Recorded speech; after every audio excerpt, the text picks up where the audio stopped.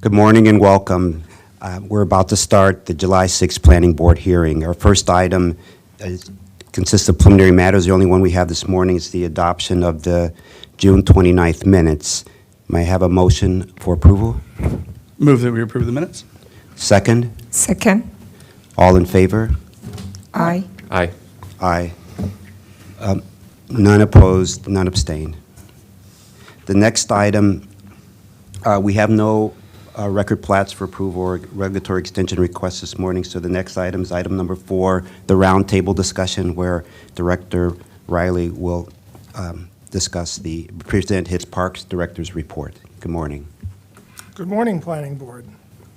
Mike Riley, Parks Director. I have a pretty brief report for you this morning because you're going to spend some time with the Parks Department this morning on your next two items on the PROS plan and the CIP, but I thought I'd update you on some really good things that have happened in the last few weeks. I probably won't always have this number of great things to report every 2 weeks, but we did have a flurry of really good news I'm going to go over recently. So my first slide this morning is just a picture of an art display in Brookside Gardens. We joined forces with the Wheaton Arts Parade to place 11 of these pyramid sculptures throughout the garden. They're going to be on display through August.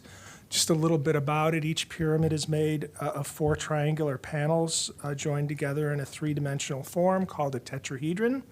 A triangular pyramid, and each side displays a single work of art and tells a story. The artists who created the pyramids have connections to many countries, including Spain, Costa Rica, and El Salvador. Combined, they embody the cultural diversity of the Wheaton community. So Brookside Gardens is a great place to visit any time of year, but we have an added special attraction. And just FYI, the Wheaton Arts Parade happens here in Wheaton, right outside your beautiful window here on October 15th. Montgomery Parks and Montgomery Planning both sponsor the event, so we always are here in force. So I welcome you to put that on your calendar and come down on Sunday, October 15th to the Wheaton Arts Parade. So I was talking about good news. We got great news just a few weeks ago that we teamed up with the District of Columbia, Prince George's County Department of Parks and Recreation, and Montgomery Parks for a $25 million grant application. It was successful. Of that $25 million, $18.5 came to the commission, and it's funding great projects in both Montgomery and Prince George's County. We're very, very excited about that. Our biggest project is to renovate the very popular Sligo Creek Trail, which is very highly valued and used. It's got a lot of pavement sections that need rehab, and as we go in and do renovations of trails like that, we also improve the drainage and minimize the environmental footprint of the trail on the stream valley. So it's a project that will both improve the enjoyment of the trail for its users and also help protect the environment in the Sligo Creek Stream Valley Park. So we're very excited about that. I want to congratulate the team that Darren Flouché is here and his team, and Andy Frank's team who put the grant application together. And I think the focus on equity, which is obviously part of the grant title, was really one of the clear reasons that we were a winner. I was reading the statistics and I don't have them in my head, but it was much less than half the grants that were applied for around the country were received. I think I'm recalling it was something more like 18% of the grants that were applied for, or the money that was applied for, was received. So hats off to them, and we will make great use of this money. We also were very pleasantly enjoyed a proclamation at the County Council last Tuesday by Council Member Fanny Gonzalez. I did blow it in my remarks. I referred to as Commissioner Fanny Gonzalez, but I quickly caught myself and corrected myself, and I don't think she's holding a grudge, but she was the lead behind this. The county executive came over and also joined in the proclamation, and I brought 5 members of our great athletic field team to honor their good work. Just a little bit of background about this effort. It really started over 20 years ago, back in 1999, where just a group of elected officials and sports league managers decided that the public fields in Montgomery County and the parks and the schools were not up to par, and that our kids deserved to show up and play on fields that had grass where grass is supposed to be, and had infields that drained and that weren't full of rocks, and that you didn't have rainouts every weekend because you showed up and there were puddles everywhere. So that was kind of the impetus, and the program has grown over the years, and I have a 16-member specialized team who are experts in their field about how to build fields, how to maintain fields. We've acquired a ton of state-of-the-art equipment. And as of today, we maintain 284 athletic fields in the park system and 199 athletic fields at Montgomery County Public Schools and elementary schools. We're not aware of a bigger public field program in the country than Montgomery Park. So this was a really nice reward for our efforts. The results really are impressive over the years. We've drastically reduced rainouts. You're more than likely to show up and see green where green is supposed to be. And I'm really proud of the efforts of this team and this whole thing, and to have the county executive come over for a proclamation for us was a pretty big deal. So I thought it was really cool. You do see the chair and vice chair joined us. If you can pick them out in the picture, they're there somewhere. So I was really excited about this. Also on the award front, we have grown a program access team in the Parks Department for many years. It's a small but mighty team of about 4 staff. And we have been working to comply with the Americans with Disability Act for decades, but in the early years, most of our effort and expenditures were on facility access, retrofitting buildings and sites to make sure that people could get to the programs and the facilities in the parks. But more recently, we've really focused on accommodating people who need any type of assistance with our program access team, and we were recognized for our efforts by the ARC of Montgomery County. So congratulations to Janine Blakely and Suchi Vera and the entire program access team. Another very rewarding event, we have an annual program called Communicate with Confidence. It used to be called the Language and Literacy Program, but we expanded its breadth. We strongly encourage our employees who can benefit from this program to participate. I really do hound our managers to reach out to employees, and they do a great job with that. And I was pleased to announce between Montgomery and Prince George's County, we had 26 participants at the graduation. We always have 1 or 2 really brave participants who are asked to get up and give a speech at the end of the program. It's always very moving because you can tell there's a little anxiety, a little nervousness, but then once they get up there and speak, you feel very proud of what they've learned and that they're sticking themselves out there. The vice chair could tell you a funny story. I won't tell it here in public, but she'll have to ask her to share that with you at lunch, please, about her speech that she made at the program. It'll give you a good chuckle. And then I'm always talking about our summer programs. We are in full gear right now. Tonight, as a matter of fact, we have our first totally Spanish language comedy show at Flower Avenue Park. And it's the first time we've done this, and we have 5 nationally recognized Spanish-speaking comedians are going to take the stage and perform their stand-up routines. This is appropriate for ages 13 and up, we say, so it's reasonably G-rated, and we encourage anybody to attend who has some comprehension of the language, and we're excited to see how many people show up. I have a feeling it's going to be a lot. And then I don't want to try to take credit for the county recreation department's effort. They lead on the fireworks displays with setting them up and getting the vendors and the musicians and the food trucks and everything. But the two fireworks displays, the public ones in Montgomery County, both happen in parks. The Mid-County Sparkles happens at Newport Mill Local Park right next to Einstein High School, where they actually launched the fireworks. That unfortunately was hit with a little rain, so attendance was down a little bit, but you can still see that's a significant number. I think past years have produced double that. But then we had a better night on the 4th at South Germantown Park, and the numbers have averaged between 30 and 40,000 people over the last few years to attend that, and I'm thrilled they went off without a hitch this year other than a little bit of rain.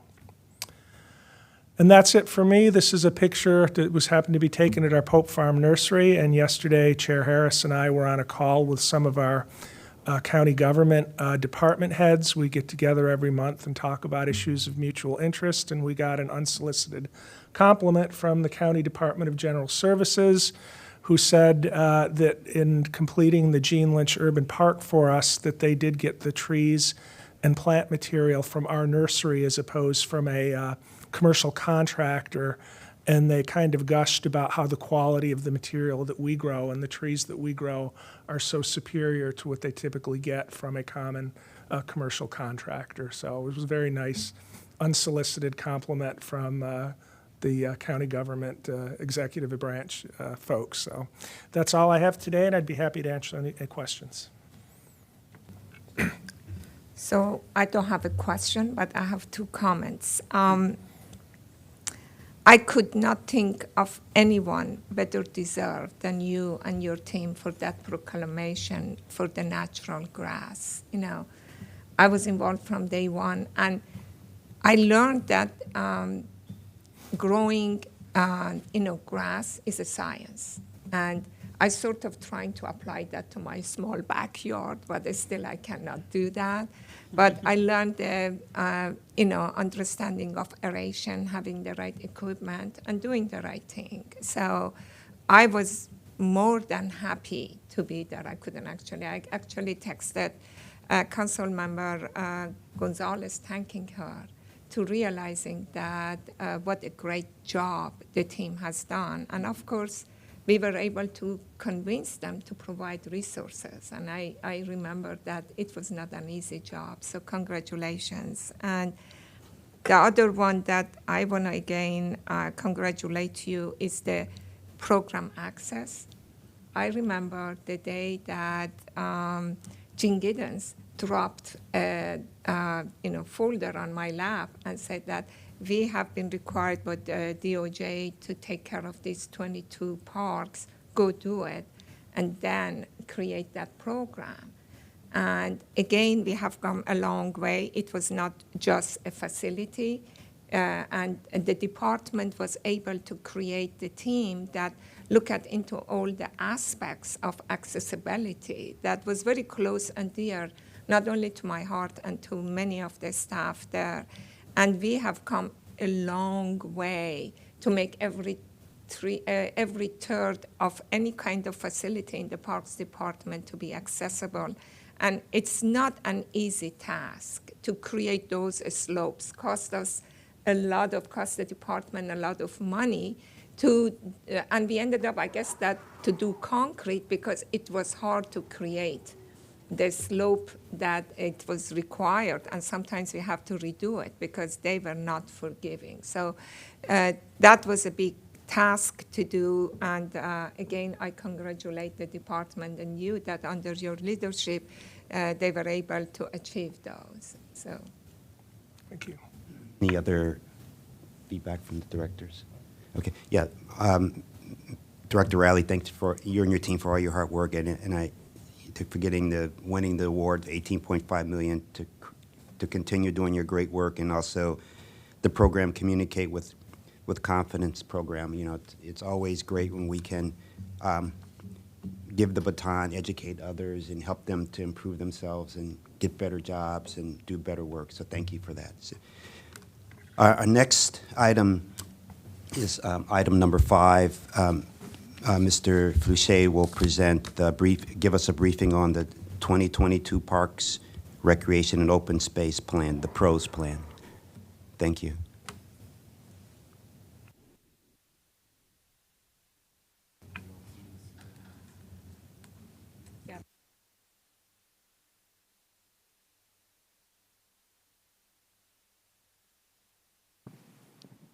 Good morning. For the record, my name is Darren Fluchet, Division Chief for Park Planning and Stewardship. We always say for the record, but in this case, it's my actual introduction to some of you, so welcome to new to me members.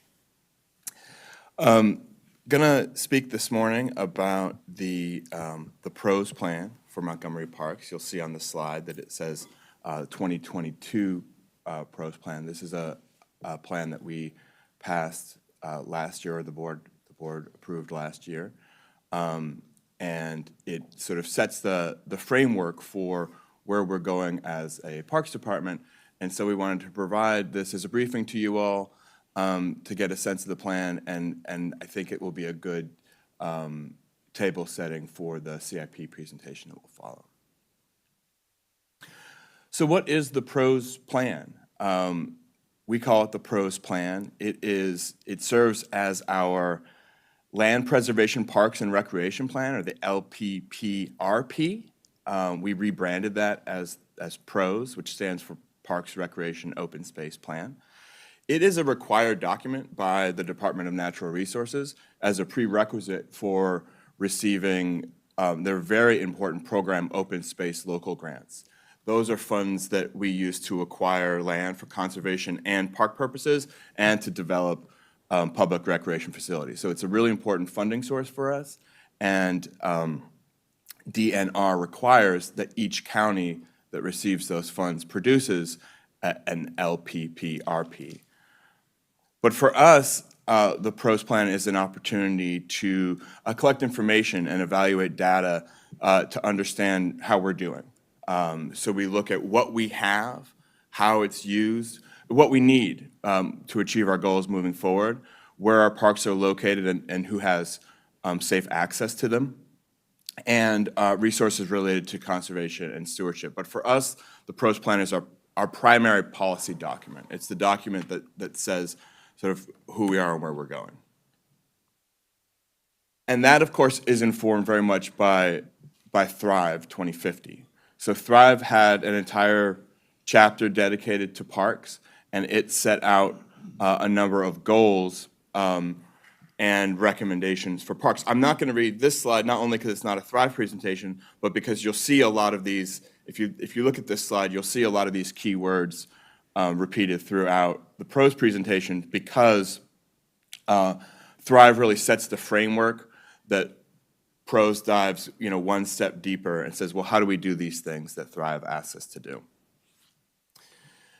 To develop the plan, we did robust public engagement. We piggybacked on a lot of the Thrive public meetings and presentations, and we also did our own randomized mail-in survey. This is a really important source of information for us. We also did intercept surveys in parks and invited people to use our online survey. But that randomized mail-in survey was really important because it wasn't just park super users and people that were kind of plugged in to our communications. People were receiving this survey in their, at their dining room tables and filling it out. And so we got a really good cross-section of the county. And in fact, the demographic profile of the respondents was like almost down to the decibel point of the demographic profile of the county itself. So really an unusually strong data set for us. So the plan is organized into 6 chapters. I'm going to spend the most time on chapter 1 and then quickly cover the contents of the remaining chapters. There's some really interesting discussion about the history, both in Thrive and PROS, discussion of the history of the evolving nature of our park system from a stream valley park to an urbanizing park system. I won't go into detail there. But the PROS plan asks sort of a foundational question, which is, what is the purpose of parks? Why do we have them? Why do we invest in them?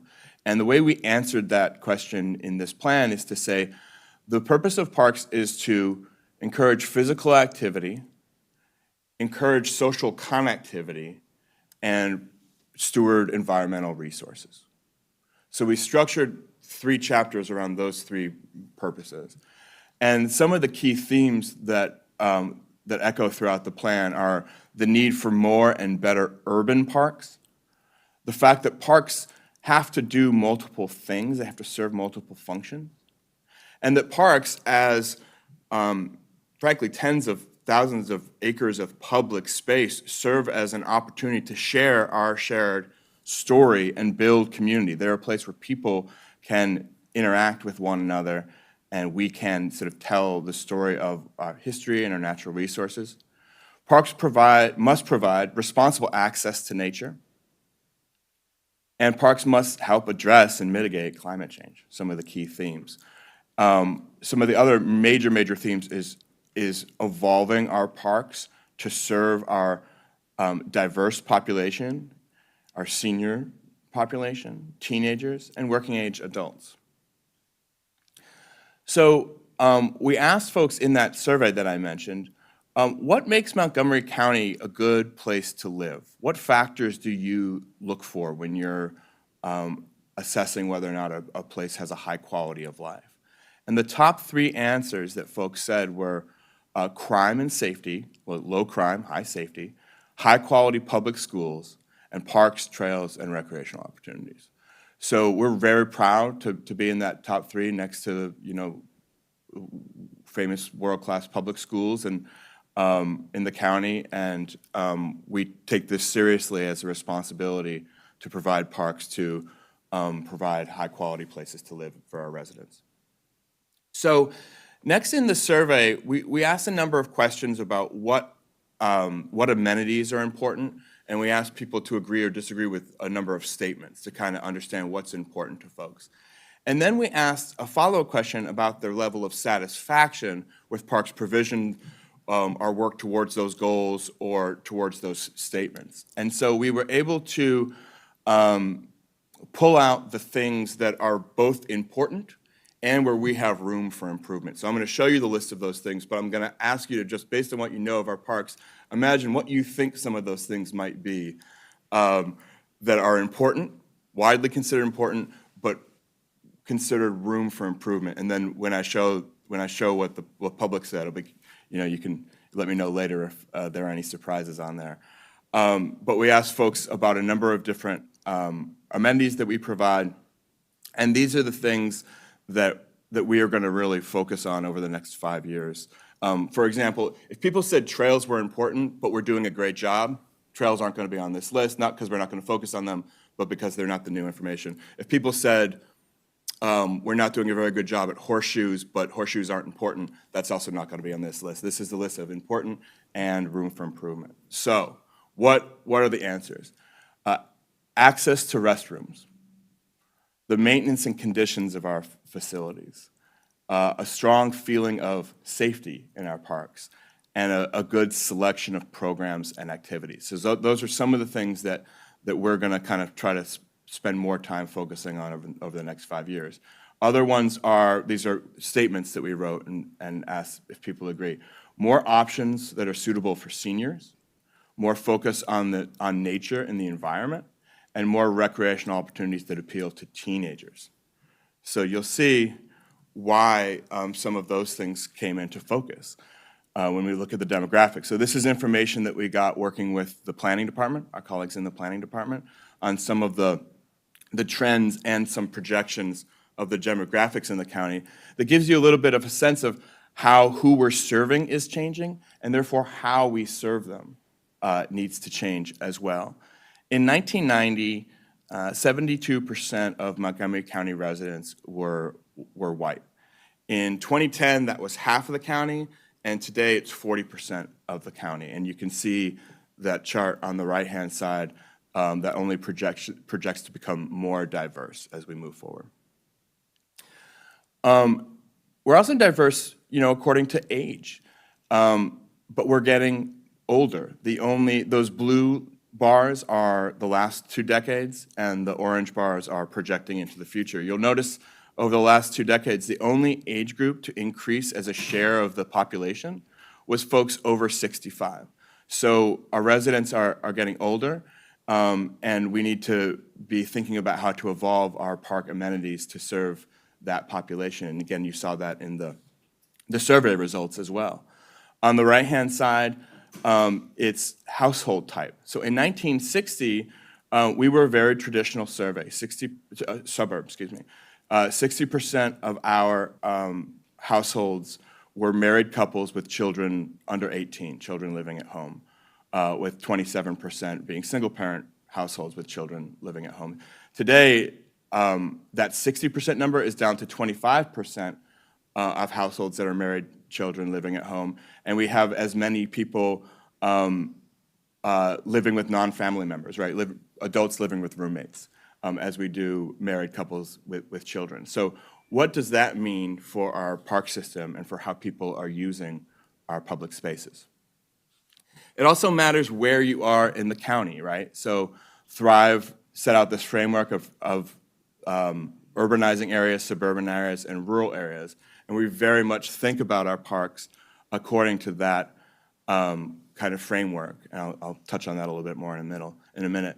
But we talk about the overlapping joys of parks. Our parks, both as our individual parks and as a park system, have to do many things to achieve multiple goals and serve the diverse population that we have. So that might mean in more urban areas, it's a greater focus on urban parks that provide social engagement opportunities. In rural areas, we have a lot of opportunities for large conservation parks to steward environmental resources. And in suburban areas, that might lean a little bit more towards physical activity, like baseball fields and soccer fields. But none of those places can only do one thing. They all have to do each.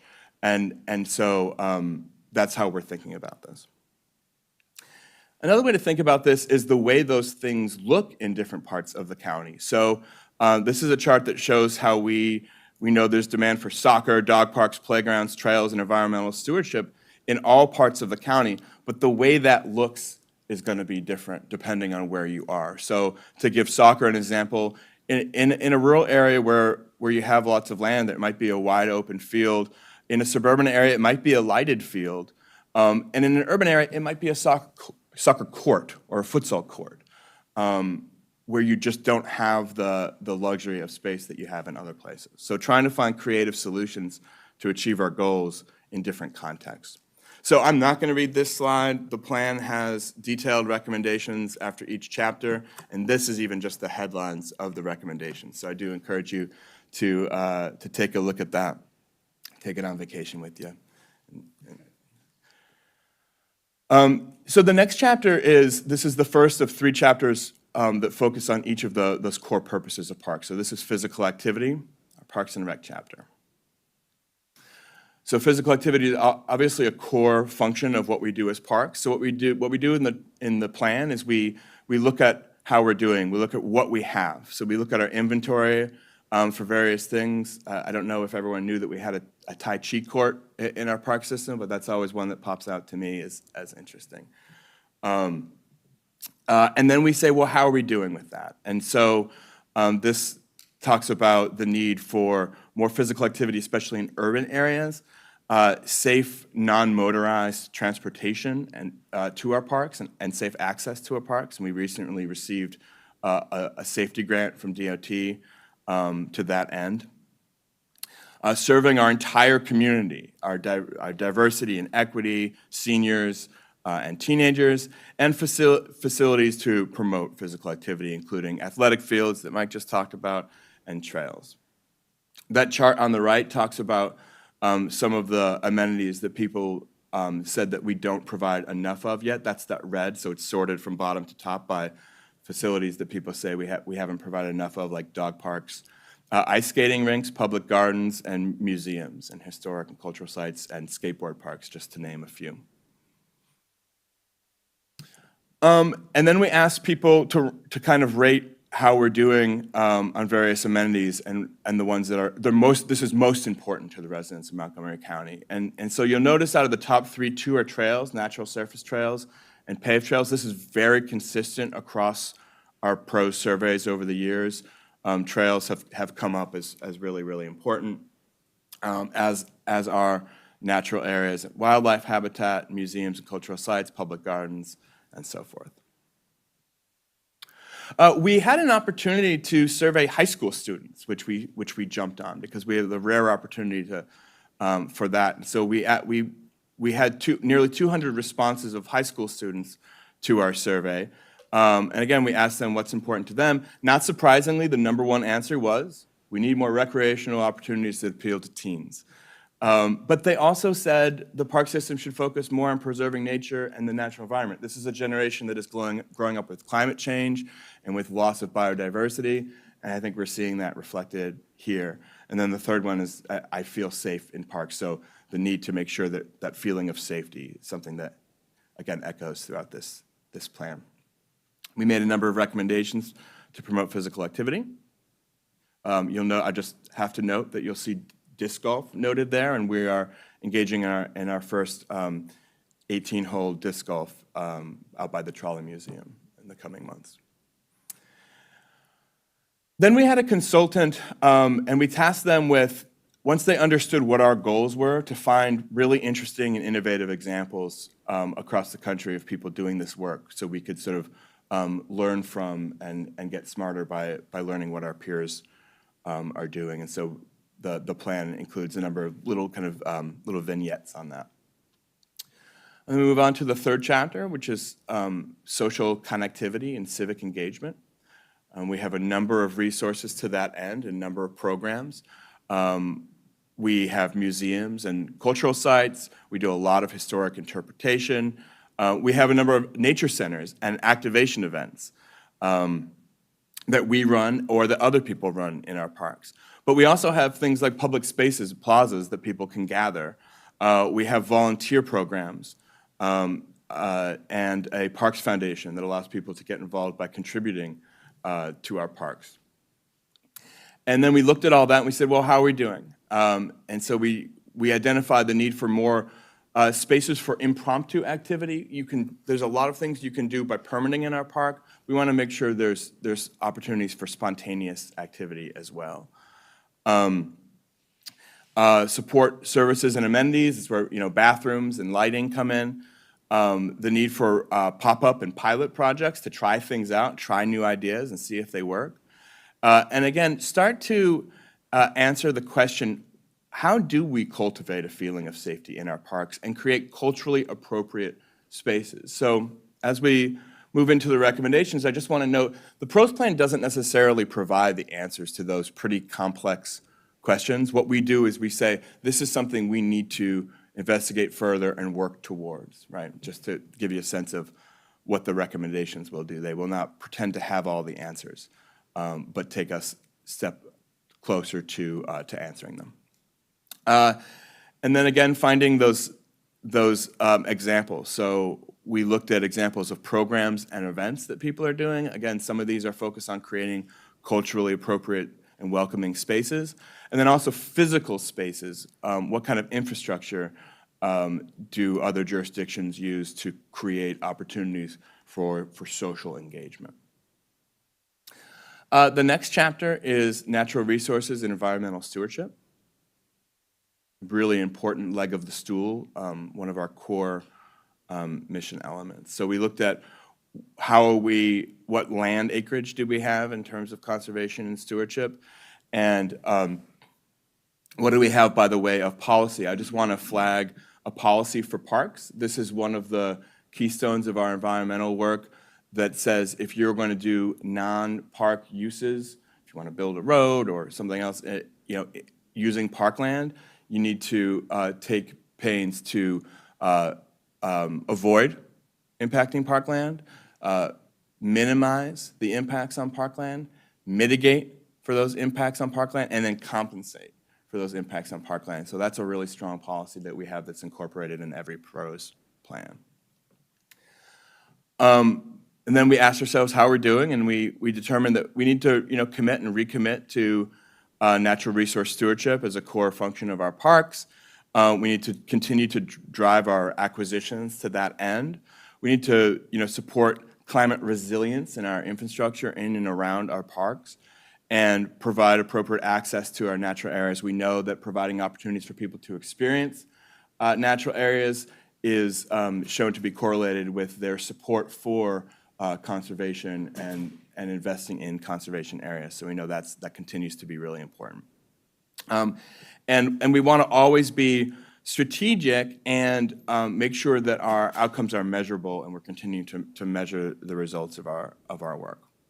So we made a number of recommendations to that end, and again came up with some illustrative examples of environmental education and different kind of programs that support that goal.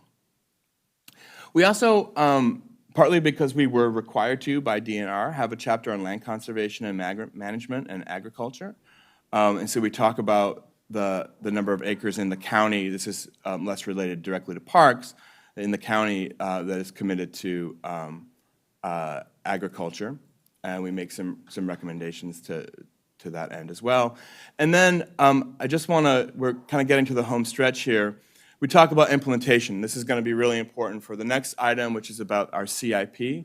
How do we think through and prioritize our investments? Well, we have our Energizing Public Spaces plan, which is our urban parks framework. We've got our equity focus areas, which talk about where our high concentrations of people of color and people that speak English as something other than their first language. Our level of service, which looks at where we have amenities and where we have population and the relationship between our population levels and the quantity of our amenities. We talk about how we use public engagement and programming. So one of the things that we talk about in this plan is we don't just rely on one data point to make decisions. We triangulate by using a wide range of tools like public meetings, but we know that public meetings privilege people that go to public meetings. And so while that's a really important piece of the puzzle, it's not the whole thing. That needs to be complemented and supplemented by staff knowledge, robust data collection, market research and understanding what the trends of park systems are. Surveys like the ones that I talked about. We're also increasingly doing door knocking to actually go to people that live in, for example, apartment buildings, and folks that don't always come to our public meetings or our events or use our online surveys. And using other forms, we're obviously moving towards online meetings a lot, but also just going into parks and setting up a table and talking to people, getting that face-to-face interaction, and reviewing our customer service data. We get a lot of calls every week about our parks and looking at that data to help drive informed decision-making. And then the example that we found was one that introduced this idea of iterative placemaking. And this is something that we like, is this idea that we can try things out. So we identify a need, we experiment with a temporary improvement, we see how it worked, if people are using it, not using it, and then we refine as needed, and kind of that fail-fast model and always getting smarter. So the final thing I'll mention, we've got the plan.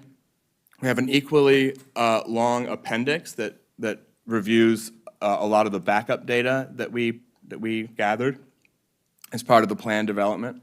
It talks about some of the things like level of service. So this is our analysis where we said, okay, our standard for tennis courts is 1 per X number of population, and in the case of tennis courts, we're actually over providing that amenity because we've been building tennis courts for 60 years. That's not the case. You'll see a lot of red and orange on these charts, which indicate that we have a need for more of that amenity. So we're continuing to work towards that, to find creative and cost-effective ways to increase our inventory and put the right facility in the right place.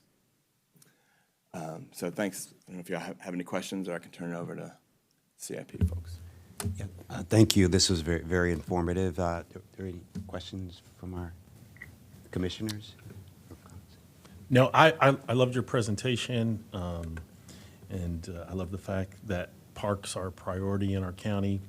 If you want to know how much government cares about their citizens, look at their parks. And because the parks are a reflection of the realization that life also involves getting outdoors, and it helps restore us, and it helps preserve us, and you guys do an excellent job with that in our county. Thank you. I have a couple of comments or questions. And you guys have done an excellent job, and I know that you gave me the plans for the trails. I still think, and I saw one of the comments from one of the teenage students on the screen, was that easily be able to find what they're looking for, and that's extremely important. I was reading an article yesterday about using AI for, travel. And I do not know if you have looked into that to see that how we could use this now that people find the facilities. And, I know right now I'm talking about using seniors. I hate to say it, I guess I'm one of the seniors right now, that I use a lot the trails. And I use the trails mostly because I really don't want to drive a long way. And, I know Montgomery parks that we have so many. The most important thing is that how to give access from where, how it is. I usually go to old trails to find out that if it is a loop, if it is not a loop, how I can plan it and be able, I know my level of strength. So it's very important that I have enough information. So you can never lose by having those information easily accessible and provided for people to use. I do not know if we do have an app for Montgomery parks to park facilities. That would be, I know that at one point we were working on that. And I do not know if we have got there, that to have an app that maybe could use an AI, that I could go to my, I'm looking for trails, I'm looking for parks, looking for ball fields, for playground, for kayaking. And then it just gives, it's something that is close to you. And if they know your range, then they can just pop up with some ideas that what you can use.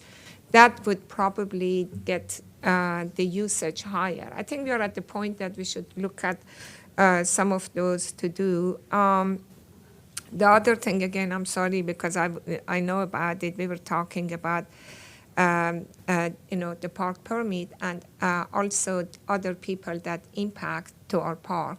I know one thing that, again, we were talking about was the compensation. Have we able to come with a framework? I know Andy at one point was working on that, what is the right and fair amount of compensation? That's something that we were thinking about it at that time. I do not know if it has come up. I think that would be something that would help us to have a criteria that people from outside, they know what they are, up to, rather than getting by surprise. And they be able to plan and budget for those compensations. Thank you. It was amazing. Thanks for bringing the pros to us. I was really interested to see that, and I really appreciate it. Good work. James, anything? Okay, one quick question. You talked about the survey with the high school students. Yes. What were their top 10 things that, or top 5 or 3 that they said that they would like to see to be more engaged in the open space green? What did they say they would like to see more of? So I don't have the full data set in front of me. I'm going to just go back to my cheat sheet. Where was it? You had the list. Yeah. We let them sort of select from the same list that everybody did. There it is. So in addition, I mentioned the opportunities that appeal to teenagers, right? Right. Obvious. You're talking teenagers. That makes sense. I talked about a little bit about access to nature and preserving nature and safety. But They talked about the variety of activities that we have in our parks and exploring, making sure that we have that diversity Okay. of things to do. And again, the condition of our parks, right? So a lot of the things that the high school students said reflected, kind of a lot of the same priorities that we heard from our other data sources. But I've been lucky to have a couple of more like focus group conversations with some high school students recently, and they were asking really good questions about, we're not part of a league, but we want to play at night. How can we have access to lighted fields? And that's a very complicated question because we permit our lighted fields, and there's a cost to that.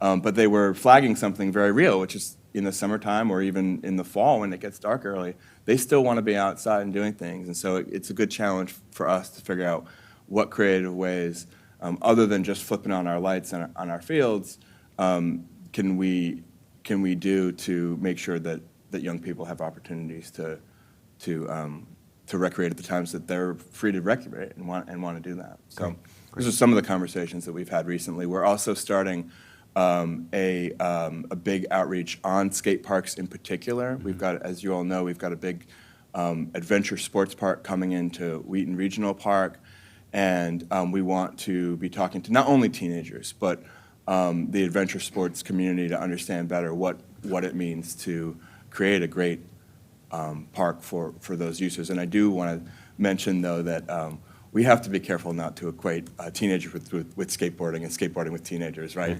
Teenagers want lots of other things. There's been a lot of good research about what teenage girls want that might be different than what teenage boys want, places to hang out. So, they just want to kind of sit on adult swings and chat, right? And be near where the action is, but not necessarily risking their life on skateboard, features, right? And so thinking about teenagers as not a monolith, right? But as a complex ecosystem of people that want different things and serving them in different ways. Thank you. Thank you so much. I have a question and follow-up to the high school survey.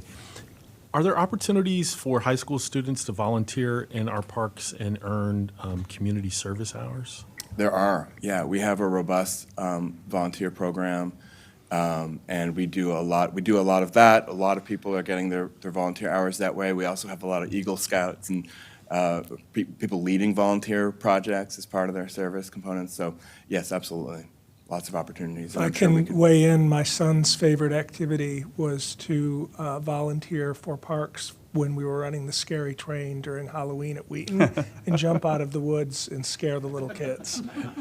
The people paid to have that done, so it was okay. Well, great. Thank you so much. Thank you. Sorry, I just have, okay, go ahead. I apologize. I just have one quick question. I also thought this was a great plan and policy direction, so thank you so much and your team for putting this together. It sounds like, I'm sure, several years of work went into getting this ready, and it seems like a really rich document and approach. So just thank you. And I did have just a quick question about access. You mentioned, I think at one point, part of the plan, and I'll look at the plan in more detail, but part of the plan looked at how to access parks through, non-car options and modes. And, you can take this in a lot of directions. Obviously, it has clear, equity implications. I think it also perhaps impacts the way that teens would view parks too, the level of independence that they feel and kind of accessing these spaces without having to use a car if they don't have a car, or like get rides from their friends or their parents. So I'm curious, how much of the plan, or how much is your team thinking about ways to improve non-car options to access parks? I imagine this probably involves a lot of potential collaboration with, MCDOT or planning or, the county executive in certain cases. Obviously, a lot of it comes down to investment as well, long-term investment in those options. But if you could just talk a little bit about kind of the way you're thinking about that, your approach, and specifically how you kind of relate it to your equity focus areas, that would be great. Thanks. Yeah, thank you for the question. I could give you a very long answer, so I'm going to try to make it concise. So we think about that in a couple of ways. One is the built environment, the actual safe access to our parks. So I mentioned a grant that we got. So we just got a grant from USDOT, not the RAISE grant that Mike just mentioned, but a previous one, the Safe Streets grant, that's going to focus on opportunities to improve both trail road intersections, and we have a robust Vision Zero program that we've had for several years that we've been able to address almost every one of our trail road intersections, and we're moving on to other things like non-trail intersections. But this grant is going to help us improve, and you mentioned the collaboration. Some will be with state roads, some will be with State Highway Administration roads, and some will be with park roads, but making sure that there's just safe road crossings to get to our parks. We have 2 parks on either side of Georgia Avenue that are separated by Georgia Avenue. That's going to be a really significant safety issue when we're done developing that second park. So we're looking at how can we make sure, working with SHA, how can we make sure that that road crossing is safe. So just safe road crossings is one part of it.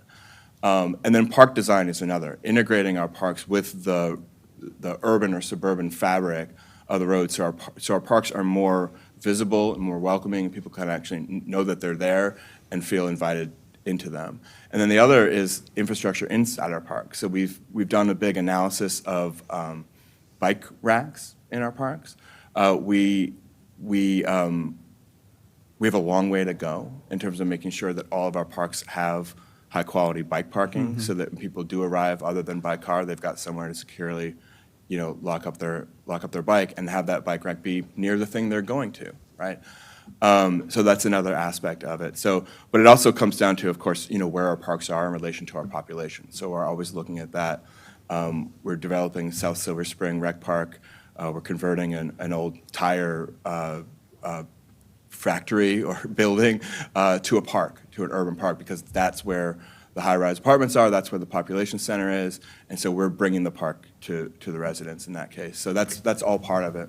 Yeah, thanks, I appreciate that. And that was going to be my follow-up, is how you're thinking about doing exactly what you just described and repurposing existing land or uses in more urban areas to provide that kind of neighborhood-level, little pocket-sized area that is still really useful and valuable, even if it's not kind of a sprawling open field space. But yeah, so thanks, I appreciate the answers. Can I just add to one thing that Joshua asked is I think one of the important aspects of what you talk about is connectivity of the trails, that how trails are connected and how people can find those connections. Sometimes the connections are not within the park system. They have to go to within the community, or they have to go on the county road or highway, because there are some shared use that they have done that. I think it's very important that those rail connectivity, even though if it is outside the park department, that was one of my issues, because I get on the bike and I want to know that when I'm biking and I use some of the trails, and then eventually in my house is like I can bike for 5 miles and get to C&O Canal. But a good portion goes on the sidewalks or on shared use path that I think county has put signage that these are shared road with paths. I don't know how those could be shared and found easily. I found it because I biked it. I do not know how easily you could find those. And if it is, that's what I was suggesting, that to do some AI and some kind of app that has access to even non-park connections that provide that safe access to the park or anywhere that we go is non-motor vehicle to use. I was just using your example to emphasize, So thank you. Yeah. Yeah, and we'll go to the next item now, item number 6, that will tell us, Mr. Peel, how do we pay for all this great work that's going on? And Got it. Thank you. No such thing as too many tennis courts, by the way, just as a personal thing. All right.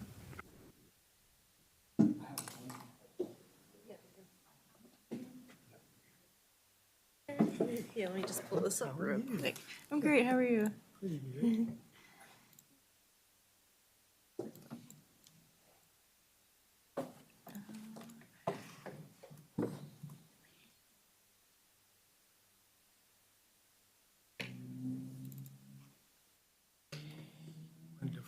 Thank you.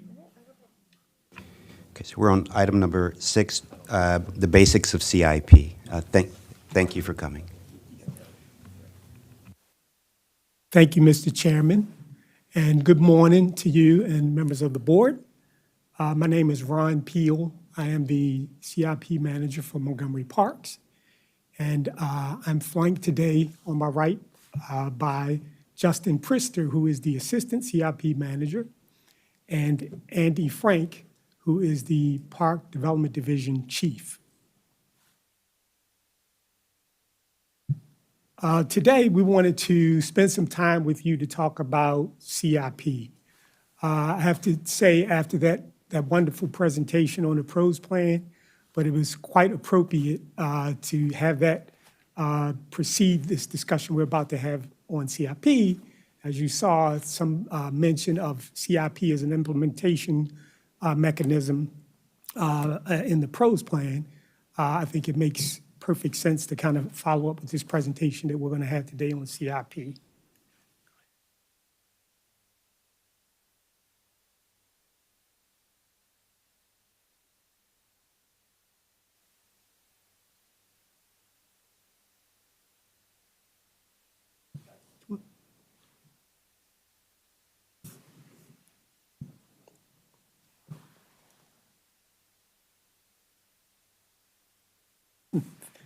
Thank you, Andy.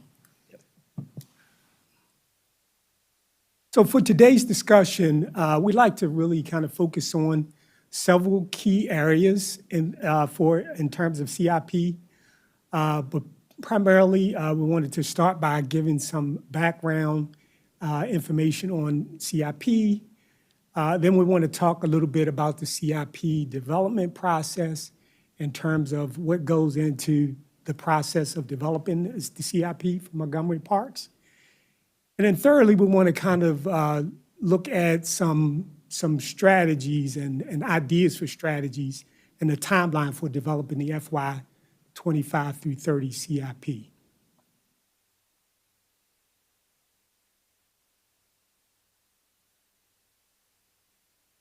The first couple of questions we want to raise is, what exactly is the Park CIP and what does it do?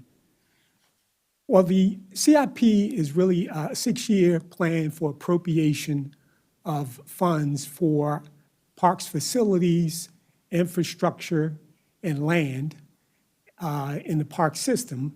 And it really gives us an opportunity to kind of strategically focus our resources in a very thoughtful way to really handle and take care of our physical development needs in our parks inventory. There are two basic types of projects when we talk about the Park CIP. One is standalone projects, and they are primarily the new parks or major redevelopments and tend to be defined in scope and in duration. A couple of examples of those would be the Overhazen Wells project expansion, and another example would be the Hillendale local park redevelopment. The other major type of project in our system is what we call level of efforts. These would include acquisition activities, infrastructure rehab, and park refreshers. And these tend to be smaller in scope and scale, but entail ongoing programs. Point to note about level of efforts, this is one of the mechanisms that we really employ and use in our system to kind of maintain what we have, which is a major thrust of our capital program, as you will see going forward in the presentation. So a PDF, not to be confused with a PDF Adobe Writer application, but PDF in Montgomery County lingo is really a capital project, but it stands for Project Description Form. And it really is has all like comprehensive information on a capital project. But any capital project that receives an appropriation will end up having a PDF and assigned a unique capital account number. But the PDF itself contains expenditure and funding schedules. It also has appropriation data and a very detailed description of the project justification, and et cetera. But it's a very comprehensive form of information for each one of our projects.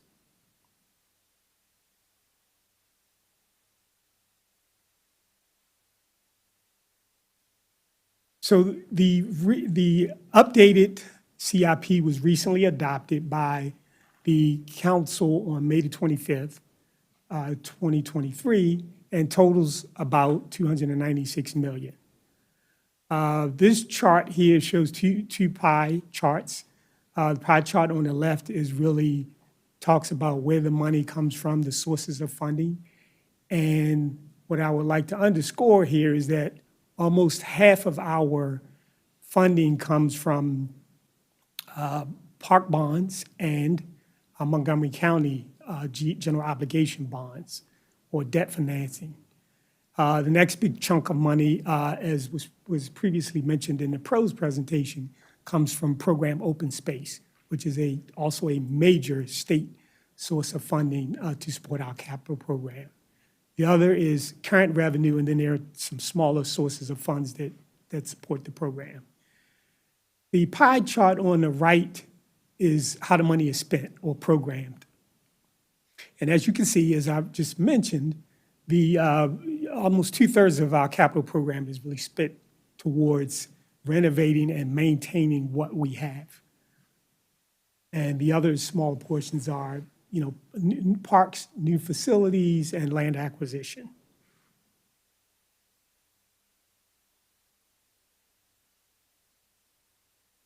In terms of CIP development for 25 through 30, I just want to underscore that the state law requires us, or requires the planning board, I should say, to submit a new 6-year CIP to the county government on an odd number year by November the 1st.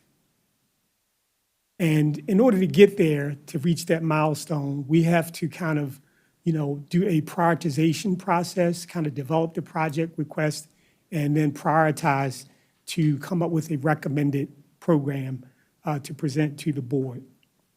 But some of the factors here, starting with project origination, entails one of the things that was in the previous presentation where we saw a presentation on the pros plan, but it would include looking at and taking input from the master plans.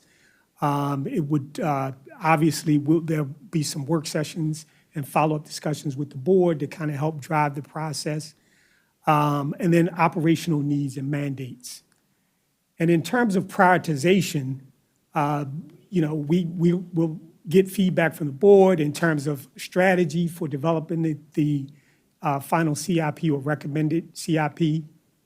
And then there's the Thrive and the Energized Public Spaces plan that Darren mentioned previously that kind of helps us to prioritize and pinpoint where those needs are and where those dollars need to be targeted to address those needs. And lastly, the equity focus, which tends to be a recurring and ongoing priority for the department in terms of allocating funds for the capital program. But lastly, all of this is done in the context of the constraints, obviously, that we have to operate within. Obviously, we don't have an infinite amount of money, so we have to, plan our program strategically, recognizing that we have limited resources to plan the program. As I mentioned before, this is one of the tools that was previously mentioned in the pros plan, but this is yet another one of the tools that is used to kind of help us prioritize projects as we go through this process. And the pros plan, I won't go into that, but this is a slide you saw in the previous slide on the pros presentation, but it is nonetheless very important to our process to feed into, how we get to a recommended strategy and recommended program for our projects.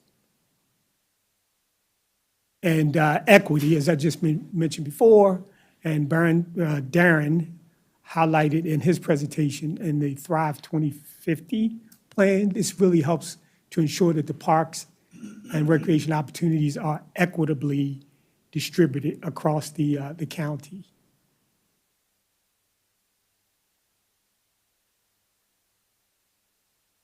So where does the funding come from? So we have MN or park bonds that are a major source, as I said before. And then we have Montgomery County government general obligation bonds, current revenue, and water quality protection charge sources.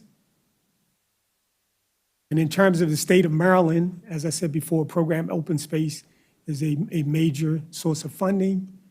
But we also have the state bond bills, which we typically look to target every year during the legislative session to support our capital projects and program.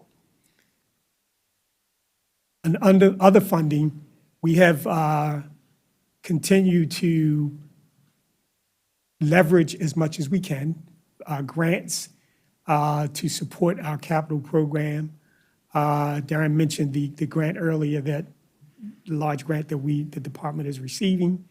But we also have some federal, what we call community project fund grants that we've been leveraging. In fact, we got 2 grants for FY24 that we are using to implement projects. And then lastly, there's the enterprise revenue and contribution sources, revenue sources. So affordability, as I said before, we must plan this program with a frame of mind that funding is not infinite, so we have to, plan strategically according to guidelines that are set for general obligation bonds and park bonds, both of which are debt financing. But there are also limits on other sources that we have to also be mindful of, such as program open space. 50% of the program open space funding has to be used for acquisition activity. And there's also a 25% matching requirement for all of the rest of the funds that are geared toward development projects. But we also have other sources of funds that require local match as well. So as we plan these projects, we have to be mindful to make sure that we can, we program the appropriate local match for the projects. This is a slide to just kind of provide some pictures and illustrate some of the type of projects for buildings that we have done. You see some before and afters. The first one is a picture of before and after of Brookside Gardens. The second set of pictures there in the middle is before of the exterior and after at the Wheaton Regional Park Shorefield Restroom. And the third set of pictures there are a before and after of the Wheaton Regional Shorefield Restroom project. This is an example of an illustration of storm drainage before and after. And you can see both the major difference after the project has been completed, what a major difference has made. The next here is some examples or pictures of trails and bridges. So we have a picture of the Sligo Creek SVU, Stream Valley Trail. And below that is the Little Falls Trail Connector, Bethesda. And we have the Long Branch Trail Stream Valley project, or illustration there, I should say. And the Muddy Branch Bridge abutment failure. So these are really just illustrations of some of the needs that we have to address in our trails and bridges within our system. Here are a couple of photos to show you some of the condition of our sports courts. To the left here, you can see the huge crack in the concrete in the picture. And then the picture to the right, the basketball court there is just a picture of a condition as is.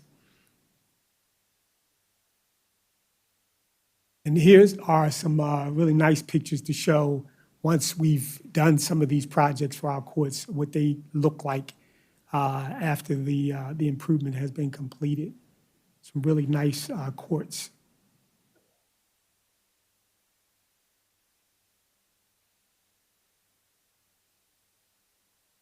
So now I want to spend some time to kind of talk about some initial concepts for developing the 25 through 30 CIP. So building upon past success, what we're attempting to focus or get at here is we have made significant investments in our infrastructure and our parks over the previous years by trying to maintain what we have. And so we see that as a major success, but we want to kind of continue that trend going forward. And secondly, to kind of follow condition assessment data. This is one of those data points, as Darren mentioned in the previous presentation, but it kind of, helps to inform the process for, where the greatest need might be in terms of the condition of some of our facilities. We also try to analyze emerging needs. What are the trends that we see in the system as we start to develop the program that may need to be taken into consideration? And obviously, as I've said a couple of times, that we have to be mindful of the funding constraints. What are our resources? What are the capacity, or what capacity do we have to, to incur additional debt for projects? Focusing on maintaining what we have, as I said, is a recurring and important theme in our system for obvious reasons, but one of which is, we do have an aging park system, so it really makes sense for us to kind of protect those investments that we have made to the system. And to implement the master plans, obviously, as I said before, this is one of the things that we always try to do. It helps to inform our process, but it also allows us to kind of use the CIP as an implementation tool to do certain projects that stem from master plan efforts. And to restore our Stream Valley parks, this is one of the themes that you will notice in our strategy discussion that we really want to attempt to continue. And the address equity focus areas, again, for obvious reasons, to try to make sure that we look across the county to equitably ensure that, we equitably distribute resources and parks across the county.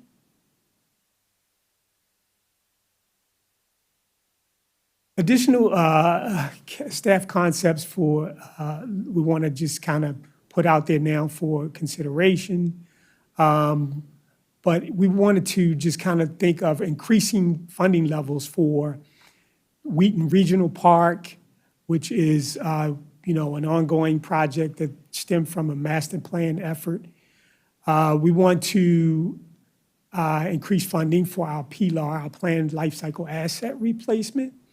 This, again, is one of the mechanisms that we use to kind of help us to maintain, the assets that we own in our inventory. Trail hard surface renovations. This is, again, as was mentioned, one of a very popular asset in our system. So we want to make sure we put a focus and resources to continue with that. And stream restoration programs are, again, our strategy and an important piece of our program that we would like to continue the success that we've had in previous work in investing in our stream restoration programs. The next bullet is to kind of focus on or to mention one of the projects as a new standalone, which is the Littonsville Civic Green project. We will be talking more about that in the weeks and months ahead as we further develop the CIP. And the last piece here is to consider transferring Park Roads PDF to the Park CIP. And the part of the thought here is to sort of better coordinate Parks Road projects with other ongoing improvements that we're doing in the park system.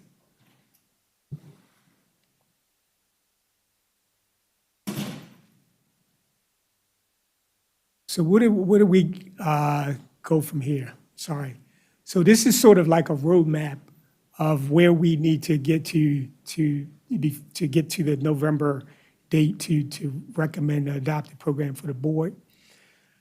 So we're in gathering projects. We've kind of completed that process, project requests, but we will be working on prioritizing needs this summer and as well as analyzing scenarios through the summer and the fall. And we will obviously be getting and soliciting input and guidance from the planning board in September. We will be seeking and coming back to the board at some point in October for formal adoption of our recommended, staff's recommended program, CIP program, after which we will transmit the 25 through 30 CIP request to the county executive and county council on November the 1st, 2023. In terms of ideas for feedback, as I said before, we have a session scheduled on September the 7th for a work session with the board that we're calling a work session / public forum to receive input from the public. But also in tandem with that, is opportunities for folks to write letters and send emails into the department via, various channels for input. And that concludes my presentation. And I think we have, yes, that concludes my presentation. Are there any questions from the board? Yeah, thank you, Mr. Peel, and to your team for putting this together. Commissioners, do you have any questions?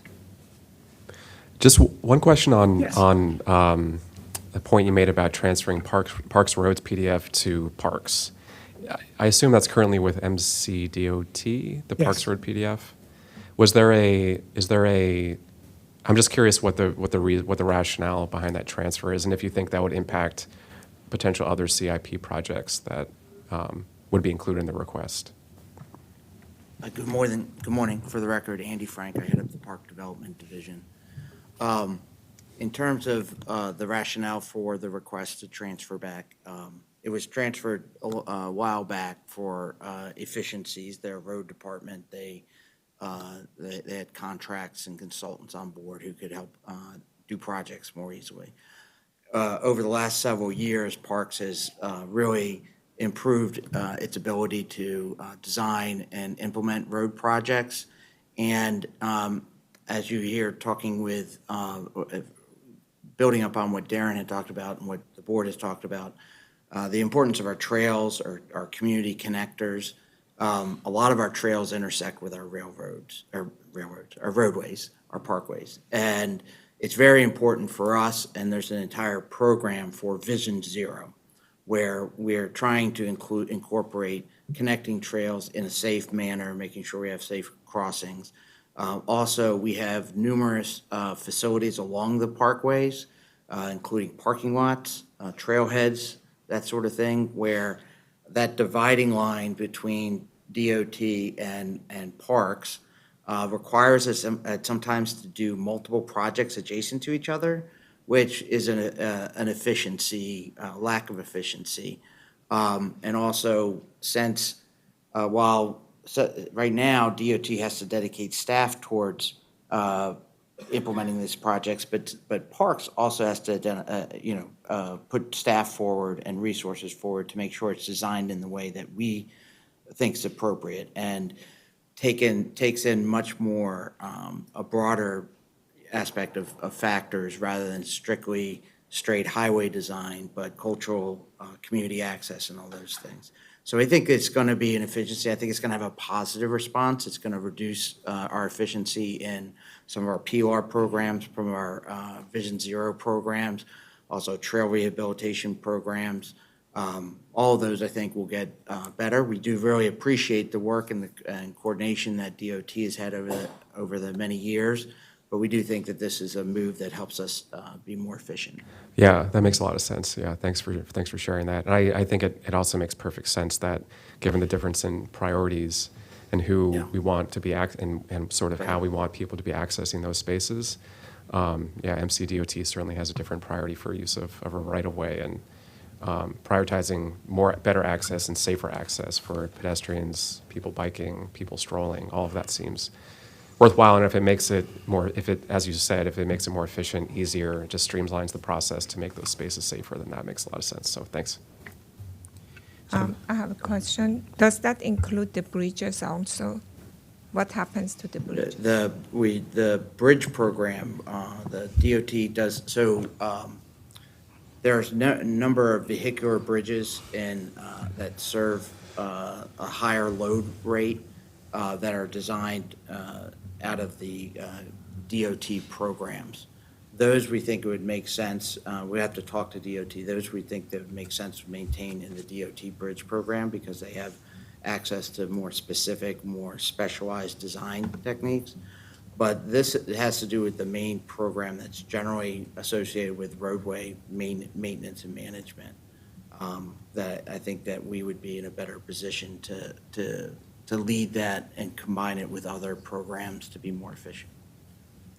I was just wondering that in regard to the implementation, how that the cost of construction has gone up, how has it impacted your implementation? Are you still in very high implementation rate? And how is, because you can probably, with the high cost of construction, you can do less. And that is a really difficult bond, because we already didn't have, Parks Department didn't have enough resources. So how are we doing with that? Well, thank you very much. Obviously, we struggle with costs and work very hard to implement programs in the most efficient way that we can. Clearly, back a year and a half ago, we did see some really significant price increases, as did everybody. A lot of our projects, timing was implemented by supply chain issues. There was a time where it took us 18 months to get a kiosk delivered to a site. We had to really adjust some of our implementation programs, where we would order playground equipment months before we had a finished permitted design and go to construction, so that we could try and better align the actual delivery of the equipment with the actual construction of the site. Costs have risen. I would say, though, in the last 6 to 8 months, we've actually had a couple projects that have come in at or below budget. We did increase sort of our anticipated, in our cost estimating mechanism. So I do think things have calmed down a bit. I think we're We've landed at a higher rate. This is the same is true of pretty much everybody in our community. We had a real problem with eggs. We have less of a problem with eggs, but eggs right now, are still cost a fair bit more than they did back 5 years ago. The same is true of construction, and it affects all ranges of construction. So we are able to implement less projects, but we're also taking, we have some efficiencies as well. We've had a lot of great success with our unit price contract that we've incorporated so that we're able to put less time and energy into consultants designing, and we're able to do a lot of field engineering work that has really saved some money.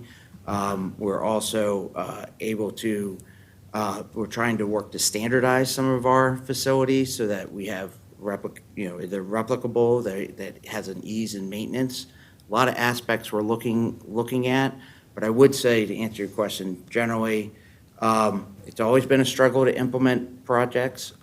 We're still working through that. We're getting better. Costs are higher. That's part of why we're going to ask for more money, especially in our PUR program. But the real driving factor is the aging of our infrastructure. Our parks are going to reach the 100-year mark over the next several years. It shows in many different ways. And we really feel it's important to make investments now and increase the investments so that we can provide, for our kids, our grandkids, make sure that the parks portion of the county continues to be as high quality as possible and is a refuge from other development in the county. So we think it's very important, and we're going to continue to working, and that'll be part of why, as Ron talked about, our strategy is going to be focusing on several programs that include infrastructure work.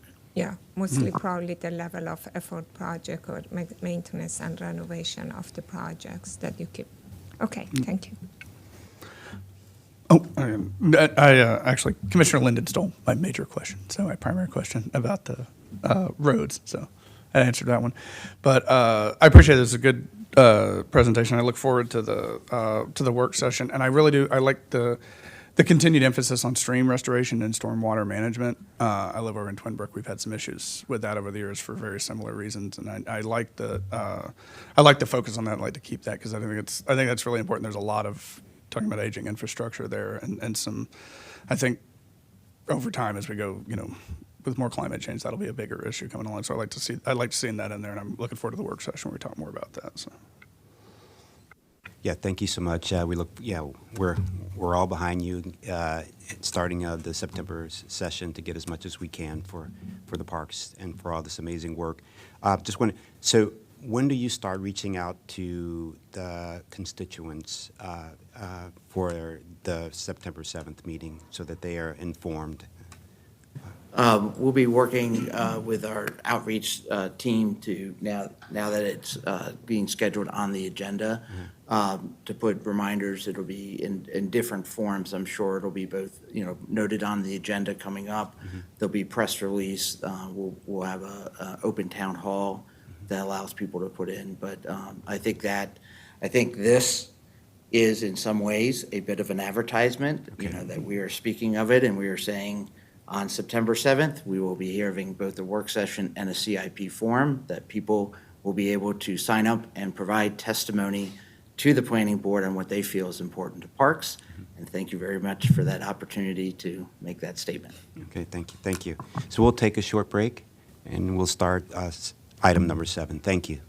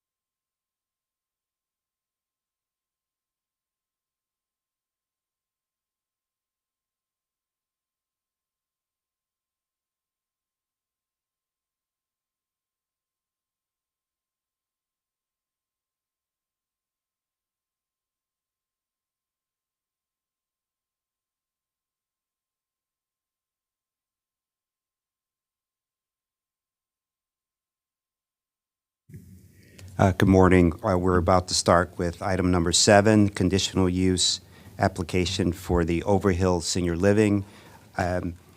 There appears to be no public testimony this morning, and we'll start with the applicant. Oh, I'm sorry, or staff, I'm sorry. Thank you. Good morning. For the record, Mark Beal, Up County Planning Zoning Planner.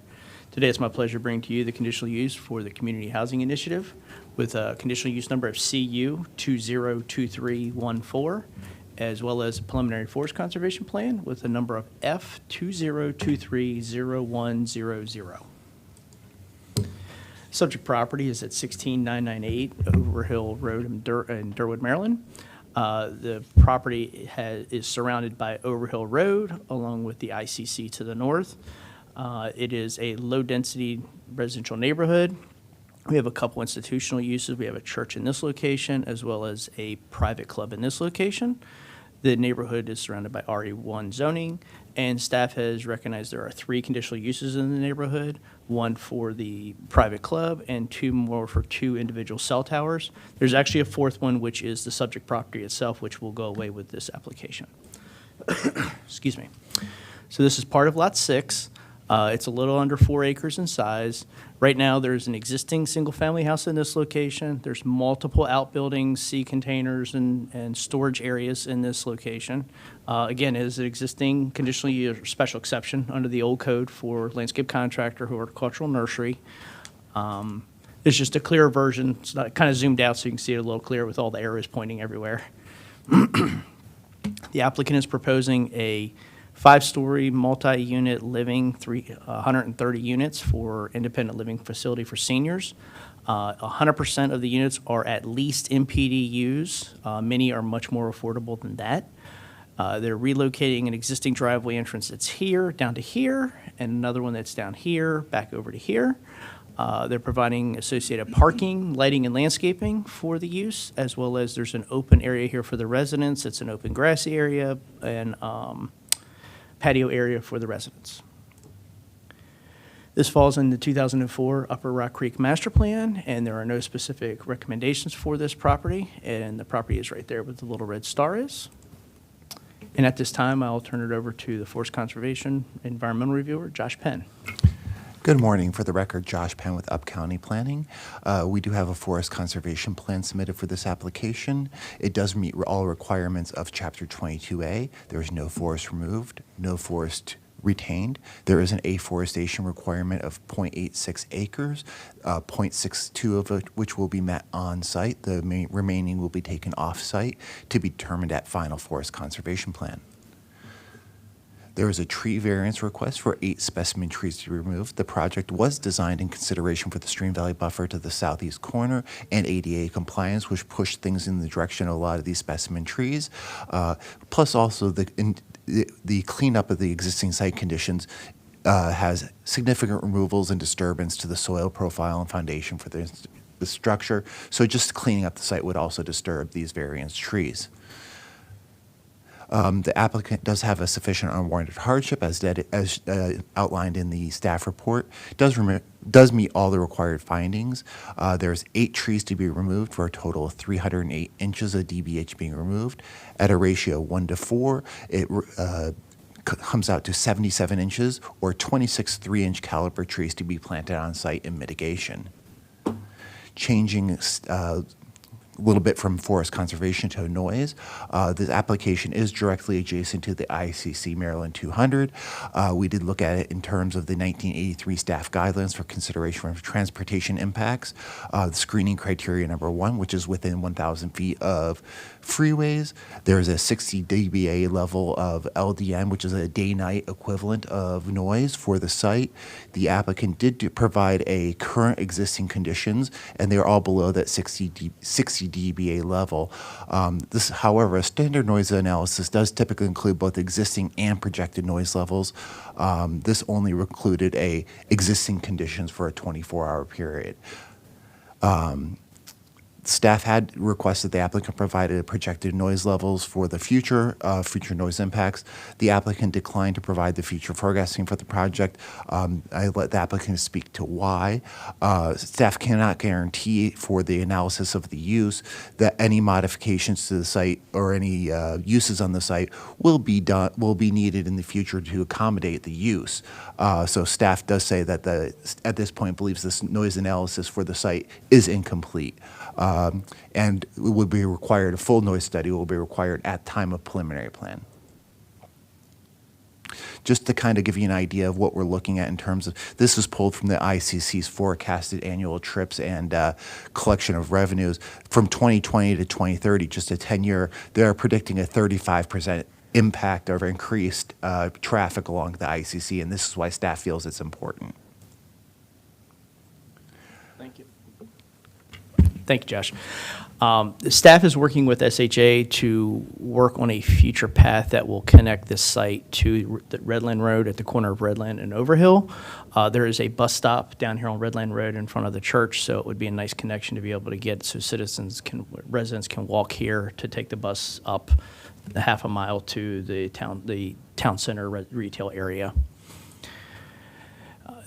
Staff finds that the independent living facility for seniors is consistent with the master plan. It's compatible and fits in with the character of the neighborhood.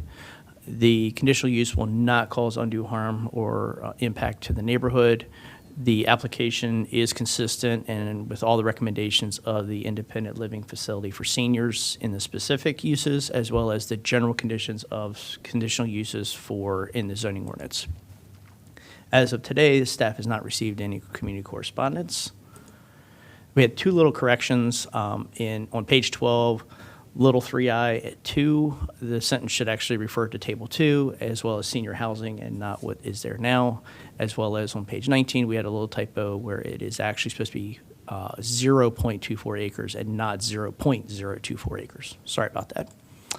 Staff recommends approval of the preliminary forest conservation plan, as well as staff recommends approval with conditions for the conditional use for independent living facility for seniors be transmitted to the hearing examiner. Thank you for your time, and staff is here if you have any questions, as well as the applicant. Thank you. Would the applicant like to make a presentation? Just very briefly, we don't have a formal presentation, but we'll happy to answer any questions. My name is Scott Wallace. I'm with the law firm of Miles and Stockbridge.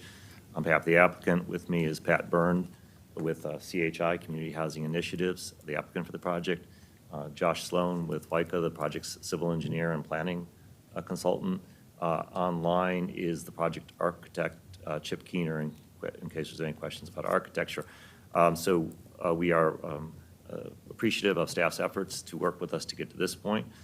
As a recommendation for proceeding towards the hearing examiner for the special exception, this will be followed by, assuming we get approval from the hearing examiner, it will be followed by a preliminary plan that will be before the planning board in hopefully the relatively near future. We are in accordance with and in line and agreement with staff's recommendations for the proceeding with the the conditional use, including the requirement to work with them to provide a updated staff noise analysis at the time of preliminary plan. So that's acceptable to the applicant, and we are happy to answer any questions, though, that the planning board might have.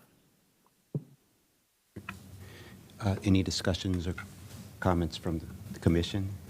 I have a question. The noise analysis for the future of ICC, is that needed to be done for the neighborhood or just for the residents of this new senior living? This would be based upon the new use of the senior living and the impact at the ICC and the increased traffic along the ICC for the new use.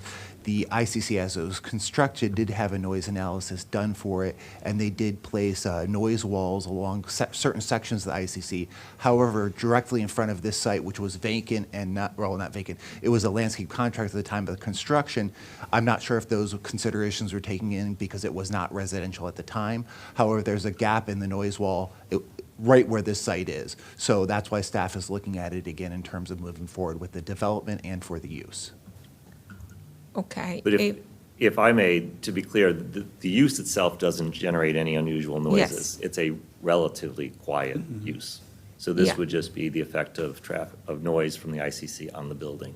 that On the trigger- building. And if it shows that it's more than, and it warrants a noise wall, then what? It would be upon the applicant to build whatever necessary or make any necessary adjustments to architecture or site design at time of preliminary plan to meet those codes. So they're required to do that? That's why we need the noise analysis. We don't know if there will be an impact, but since we don't have an analysis, we can't forecast into the future what it would be. So we have to base it on that. So at time of preliminary plan, we are saying that they would require that noise study and that any changes that would be required by the noise study would be implemented as part of the preliminary plan. And you're okay with that? That's correct. No. Okay. I see this is a wonderful use of the site, frankly, looking at it, what it is there, and what you're bringing, especially with the need that right now we have. I think it's a fantastic use, and thank you for bringing it forward. I have no questions except that I hope you build it fast.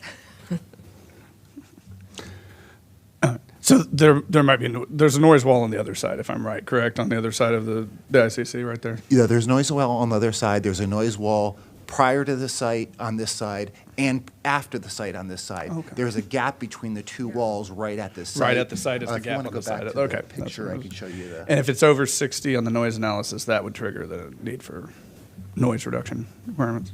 We'd have to take a look at what the impact is and how much. If you see at the bottom, you can see here, this is the site. You can see in the background here, those are the buildings and stuff. The noise wall actually ends over here to the right and ends over to the left. But at the site right here, there is no wall. And I saw that the architecture is, or the organization of the site plan is structured so that the residential is far away from the current than the ICC right there. Correct. Okay. All right. Other than that, I think I'm with Mitra. I think it's a good plan. I just wanted to clarify that a little bit. And it's 100% MPDU eligible. So just out of curiosity, I do housing finance. How did you finance for 100% MPDU? I'm curious. You don't have to go into all the In today's world and financing world, it's almost mandatory because of the increase of tax credits that you get for the financing. So we have a project in Prince George's County will start first quarter next year. We probably have 6 levels of ancillary financing. Montgomery County is much more receptive to it and helpful, and so we're hoping to limit that, but the tax credits are critical. Yeah. So we've done, Little Minute Fairland is a 50/50 project. That was done 5 years ago when it was a little easier. In today's world, we're maxing tax credits as much as anything. Thank you. I just have one more question. In regard to ICC noise wall, is that any way, I think we should be able to put our hands on their analysis and shows that why those walls were eliminated. And if it was just because of this housing, then at least it gives some idea that what they're facing with. I don't know if you have been trying to get your hands on those analyses. That may help you and save you some money. Staff is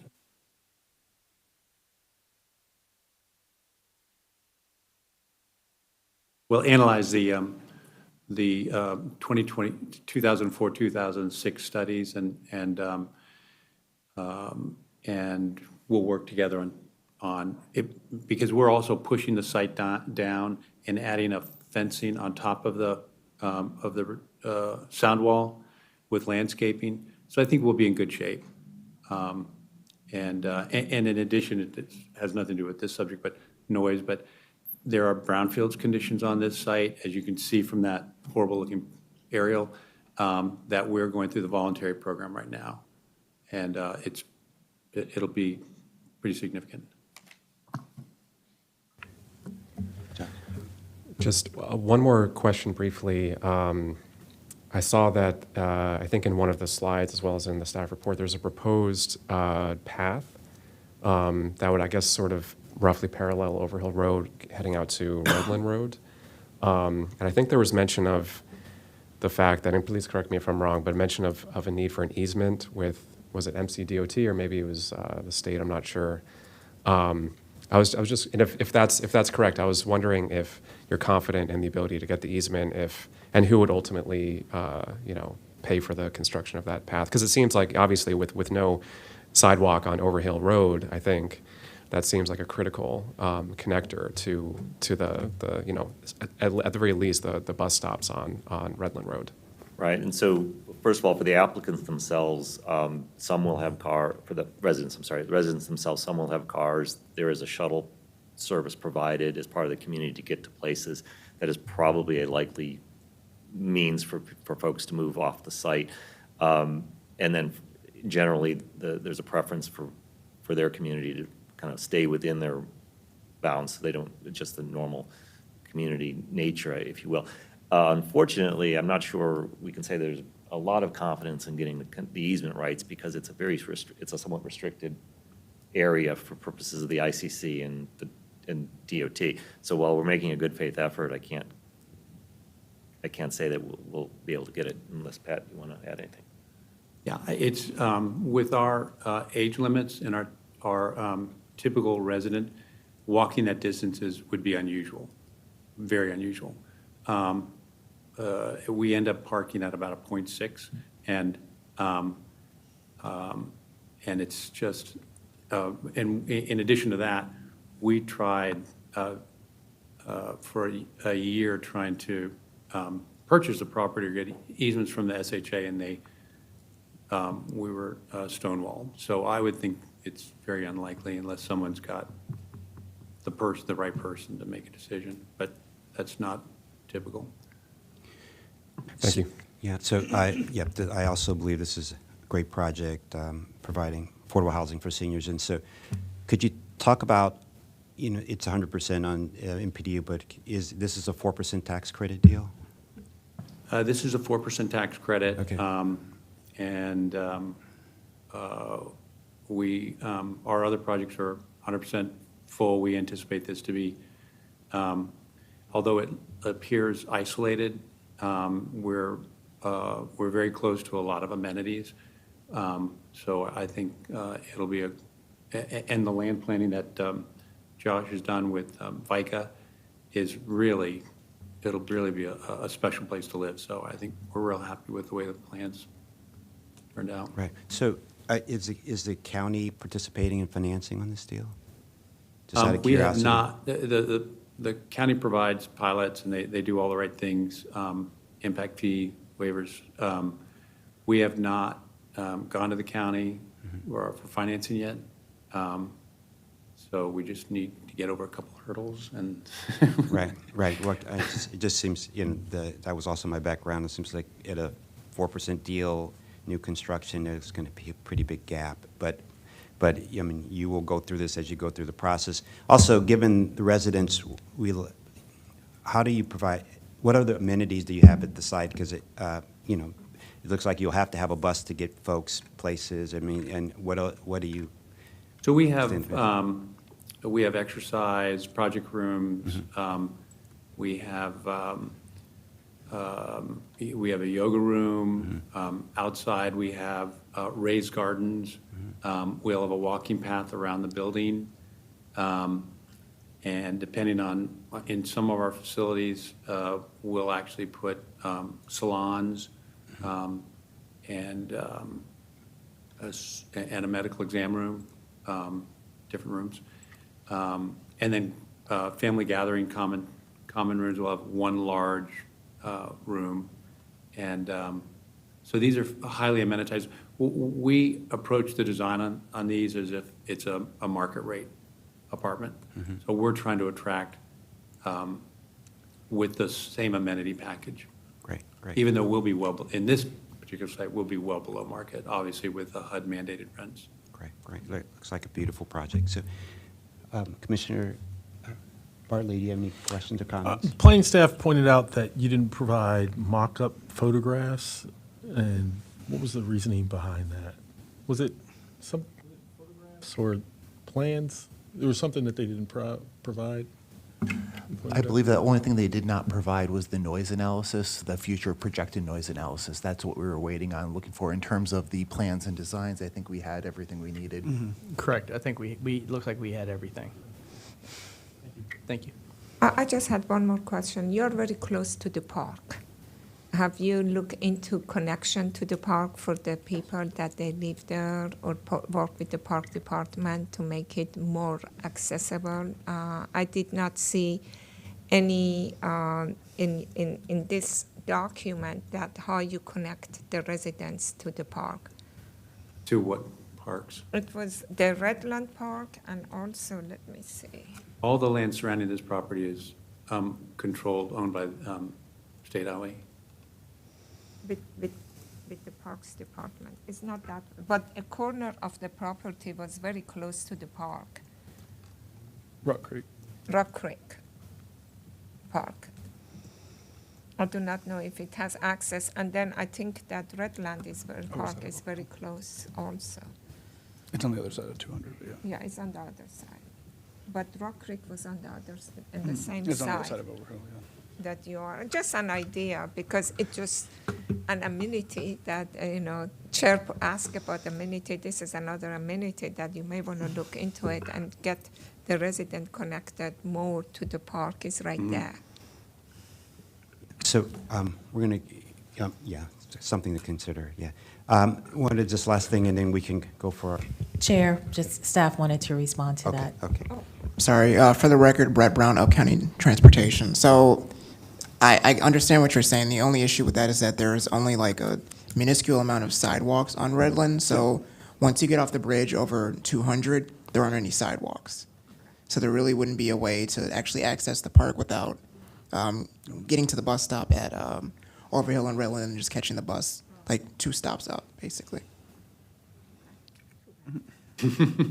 Just one last comment. Is there a reason why the noise transportation engineer didn't do the future as well when they did the original, the existing?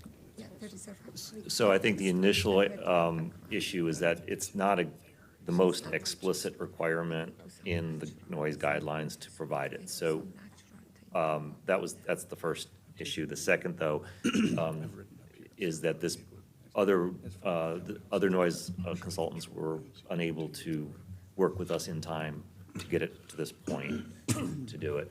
And then I guess, again, a third one would be, given that the ICC had already done some mitigation efforts, we weren't 100% sure it was necessary. Subsequent conversations with staff, we understand their position. That's why we're going to continue to work with them. Yep, well, we'll just keep it, it'll be done at the next steps. Okay, all right, so if no further discussion, do I have a motion for approval? Do we need to approve? Yeah, I think yeah. it's This would be two separate motions or motions. Okay, well- First for the forest conservation plan, and then for the recommendation on the Okay, conditional do we, use. I move to approve the forest conservation plan with conditions number F20230100. is there a second? Seconded. All in favor? Aye. Aye. Aye. So, none opposed, the ayes have it. Thank you. And the next is the conditional use. Move that we approve the conditional use number CU 2023-14 with staff recommendations and approval. Approve transmitting comments to the hearing examiner. So all in favor? I second that. Aye. All in favor? Aye. Aye. The ayes have it. Thank you so much. It's a wonderful project. Thank you.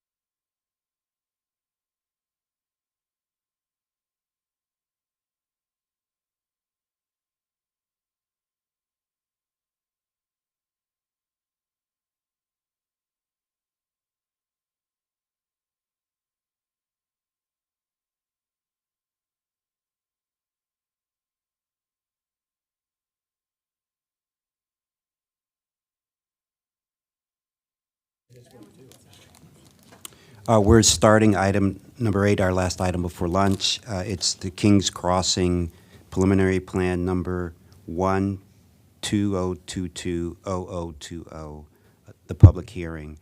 Staff, Mr. Casey will present this item.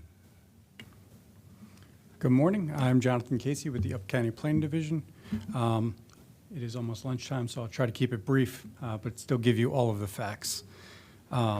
This is Kings Crossing Preliminary Plan 1 2022-0020. As the staff report says, staff is recommending approval with conditions of the preliminary plan to create 10 lots for 10 new detached single-family dwelling units, as well as 1 lot for an existing single-family dwelling unit and 2 open space parcels. And this is a optional method of development project under the cluster option. Just to get you oriented, the subject property is to the west of Richter Farm Road and Clopper Road. It's north of Kings Crossing Local Park. It's actually right at the corner of Autumn Gold Road and Crossview Road. And this property is within the Germantown, the 1989 Germantown Master Plan, the area that's considered the Kingsview Station area, as well as the KI2 analysis area. So the subject property is zoned R200. Everything around it is zoned PD2. And the existing development you can see in gray was all developed under that PD2 zone. This subject property is kind of a remnant from what was developed previously. And I do want to point out that this property has access to 2 parks, the Kings Crossing Local Park and the Hoyles Mill Conservation Park. So this is what the property looks like today. As I mentioned, there is an existing house on the property. It does have an attached garage. There's a loop driveway that currently accesses Crossview Road. There's also a garden, shed, a dragon sculpture, as well as solar panels, which are accessory to the primary dwelling. And the property is comprised of 1 unrecorded parcel here, as well as 2 outlots that were created as part of the surrounding development. And 2.83 acres of the subject property are currently forested. So this preliminary plan proposes 11 total lots, 1 for the existing residence here, and 10 for these dwelling units that front on Autumn Gold and Crossview Road. The application does provide 21.9% common open space. There are 2 common open space parcels here and here. And this development was laid out in a way that it's consistent with the surrounding development. So it should almost feel like it was developed as part of the development that was developed under the PD zone.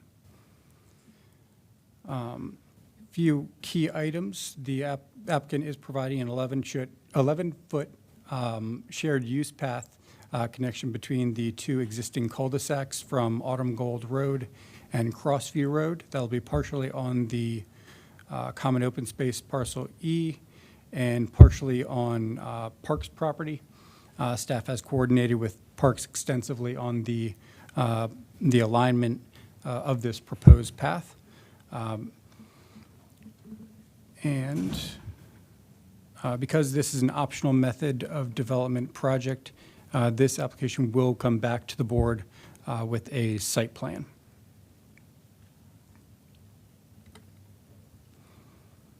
So there are no specific recommendations in the master plan about this site. However, there are recommendations for the KI2 area and general recommendations for the Kingsview area. The KI2 area specifically provides a recommendation for an impervious cap of 20%.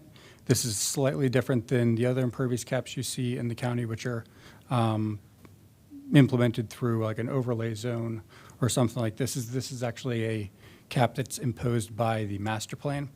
And this application is meeting that impervious cap.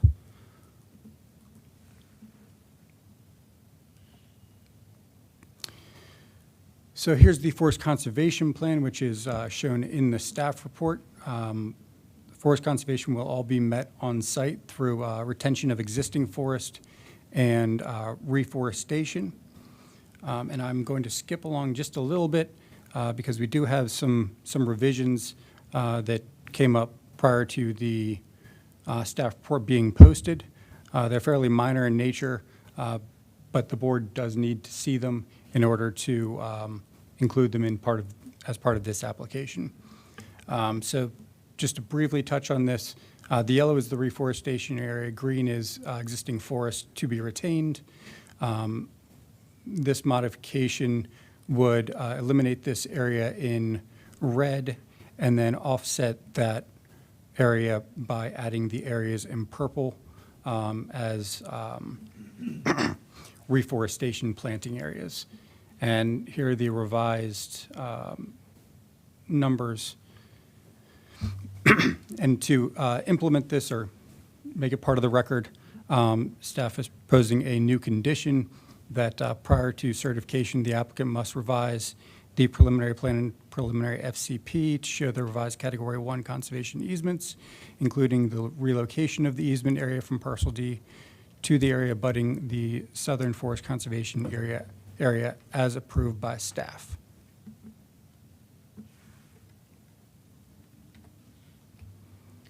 And just to briefly touch on the preliminary plan findings that were all made in the staff report, this application does conform to the master plan recommendations, including that impervious cap. The lots have been reviewed for conformance to the subdivision regulations as well as the zoning ordinance. And the application, and all of the lots do meet the R200 standards under the optional method cluster. Public facilities are adequate. And sorry, let me skip back real quick. I glossed over the tree variance. There is a tree variance request with this application for impact to 2 trees and removal of 4 trees that need to be removed because of there's a justification included in the staff report with the specifics.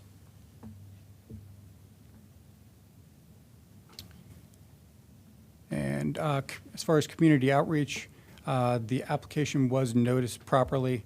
There was a pre-submission meeting. Signs were posted on the property, as well as an application notice that was sent out, and then the public hearing notice. And staff has not received any community correspondence regarding this application.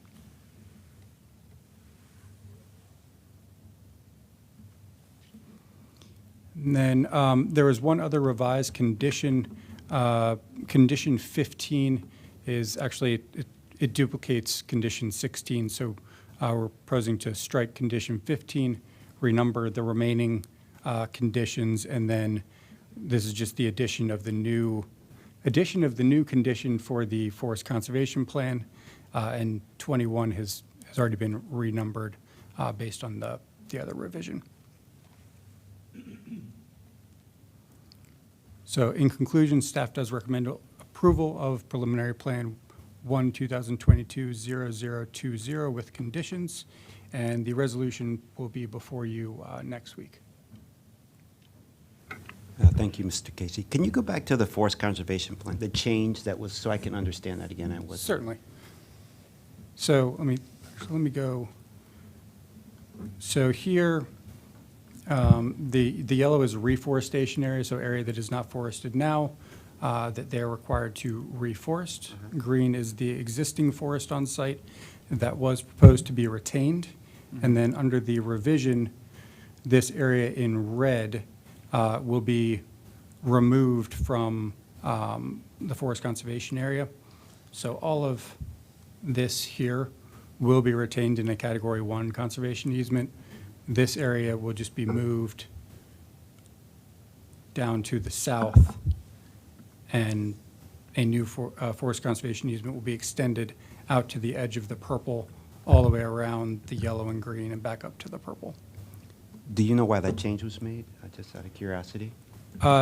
Those changes were at the request of the applicant. They do have a rather substantial garden here, which is fenced in, and they wanted to retain some of that existing garden.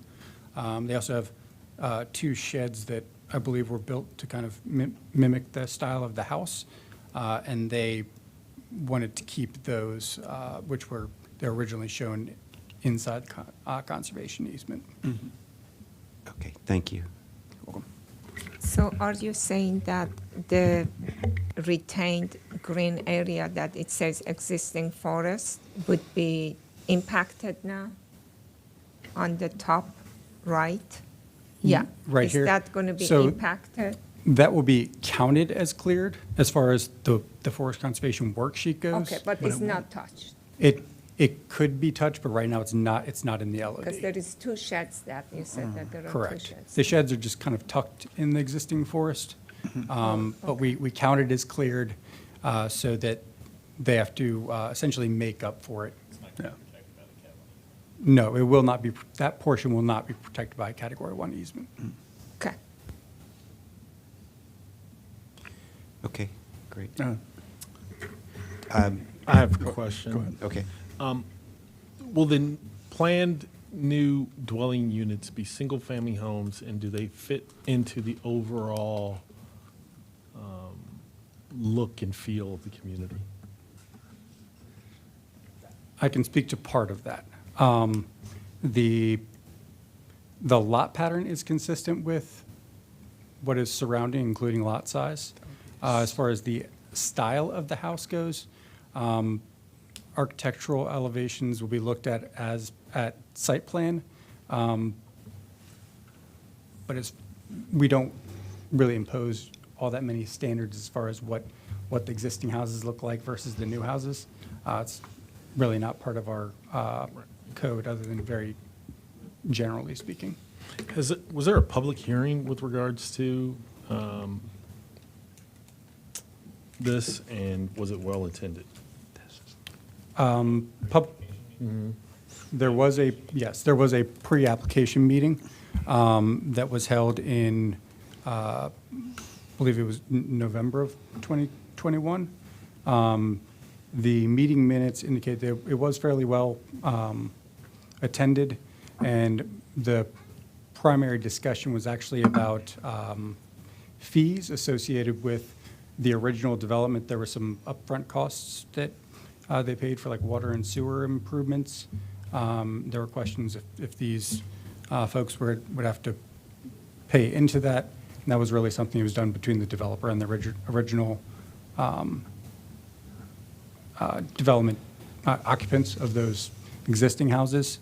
There was also some questions about whether these the new homeowners would be able to join the HOA and use the community facilities. I believe there's a pool and some other community facilities.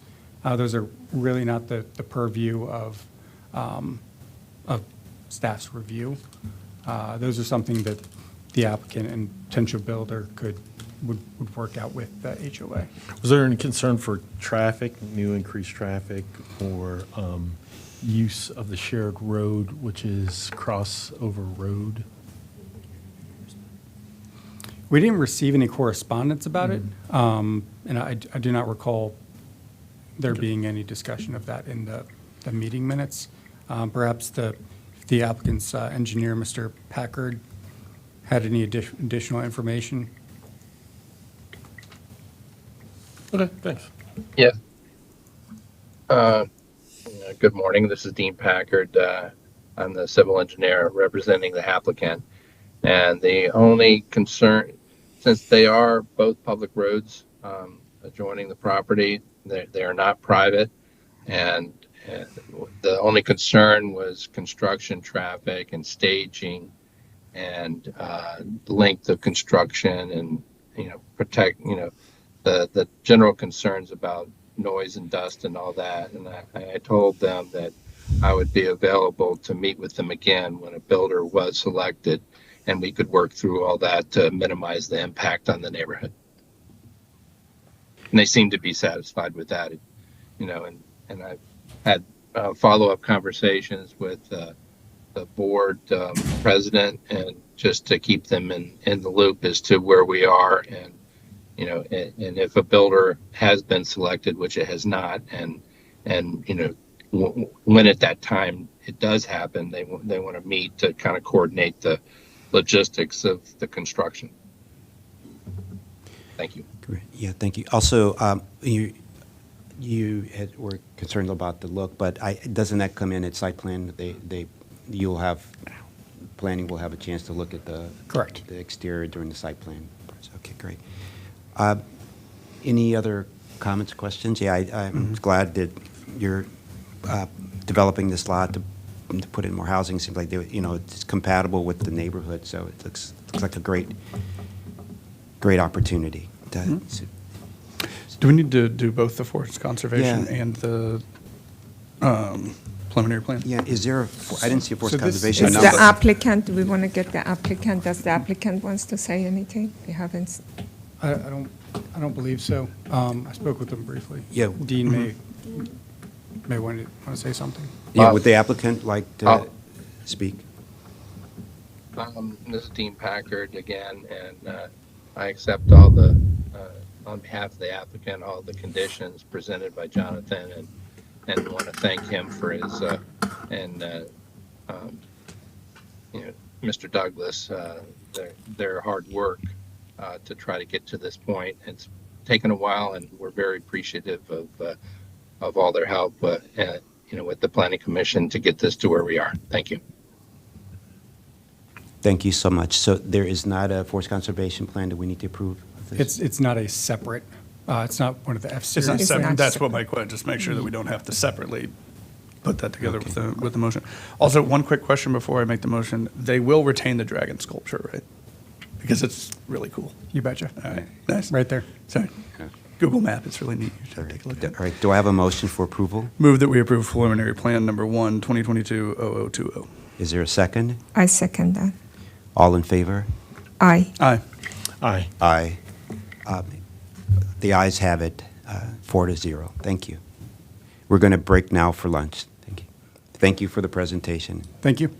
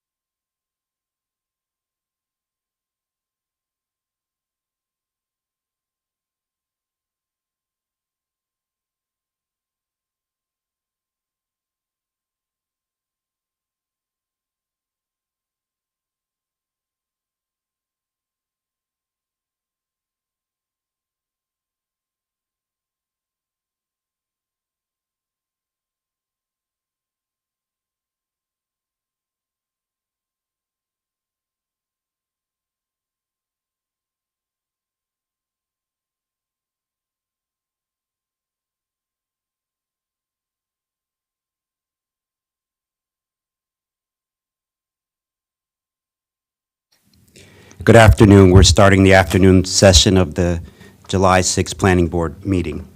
The next item is item number 9, a briefing from the planning staff on the Community Equity Index.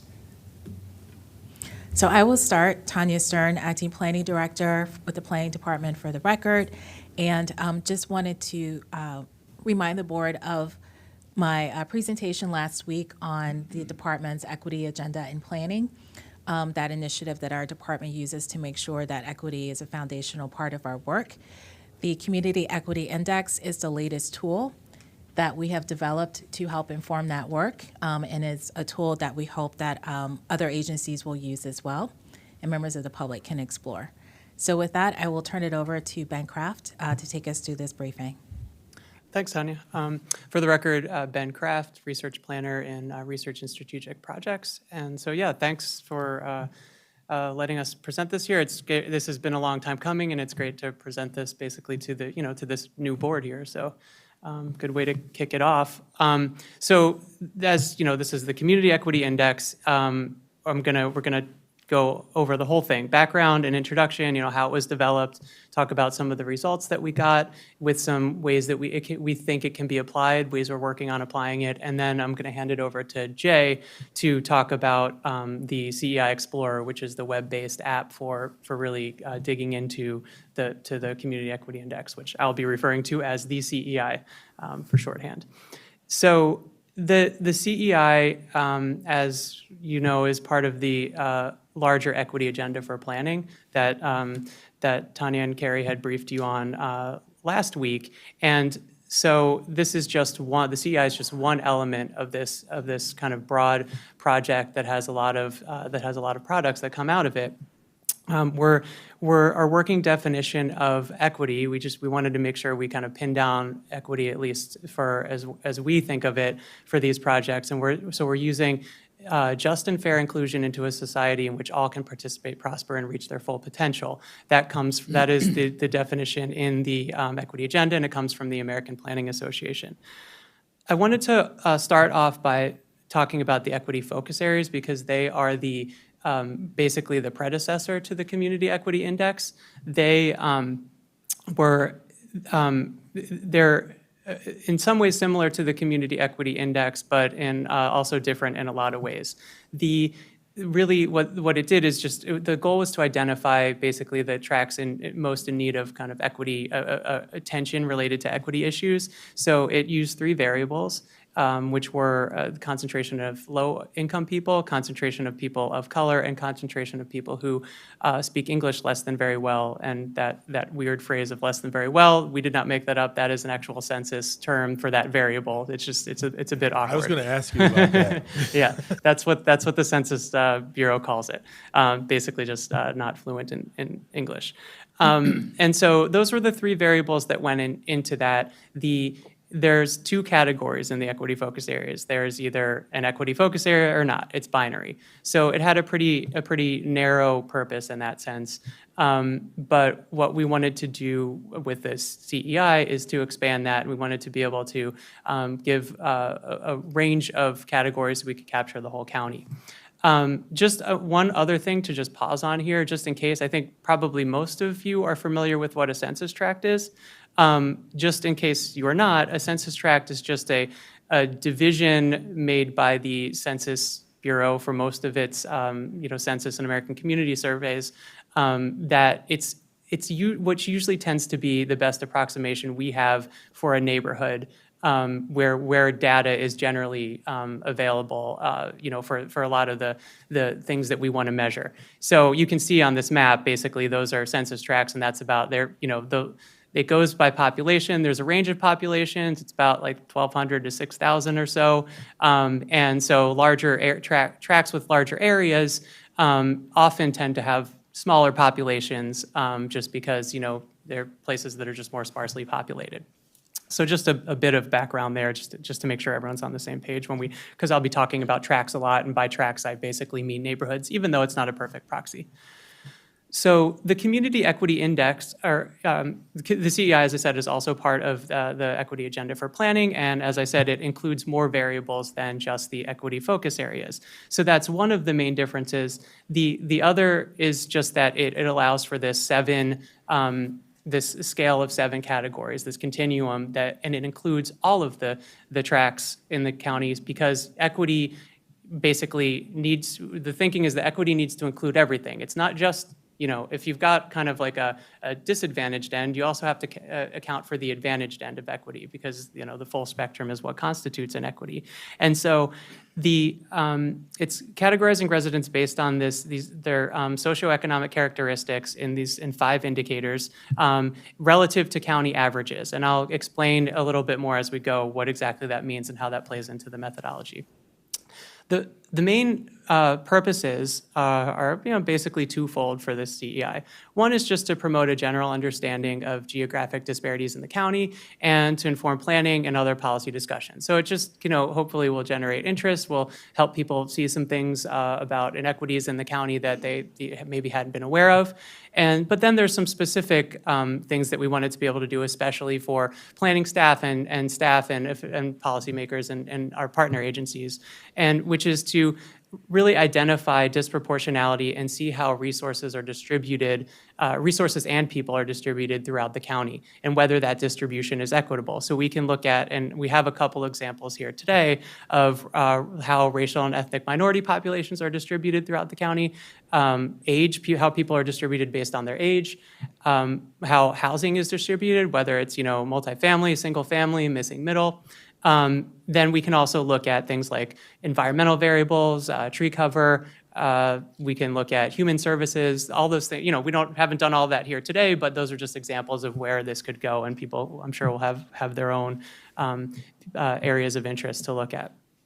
So this isn't a master plan, so we didn't do typical master plan type of outreach. It's more kind of intended to be for staff, even though, of course, we want the public to look at it and use it also.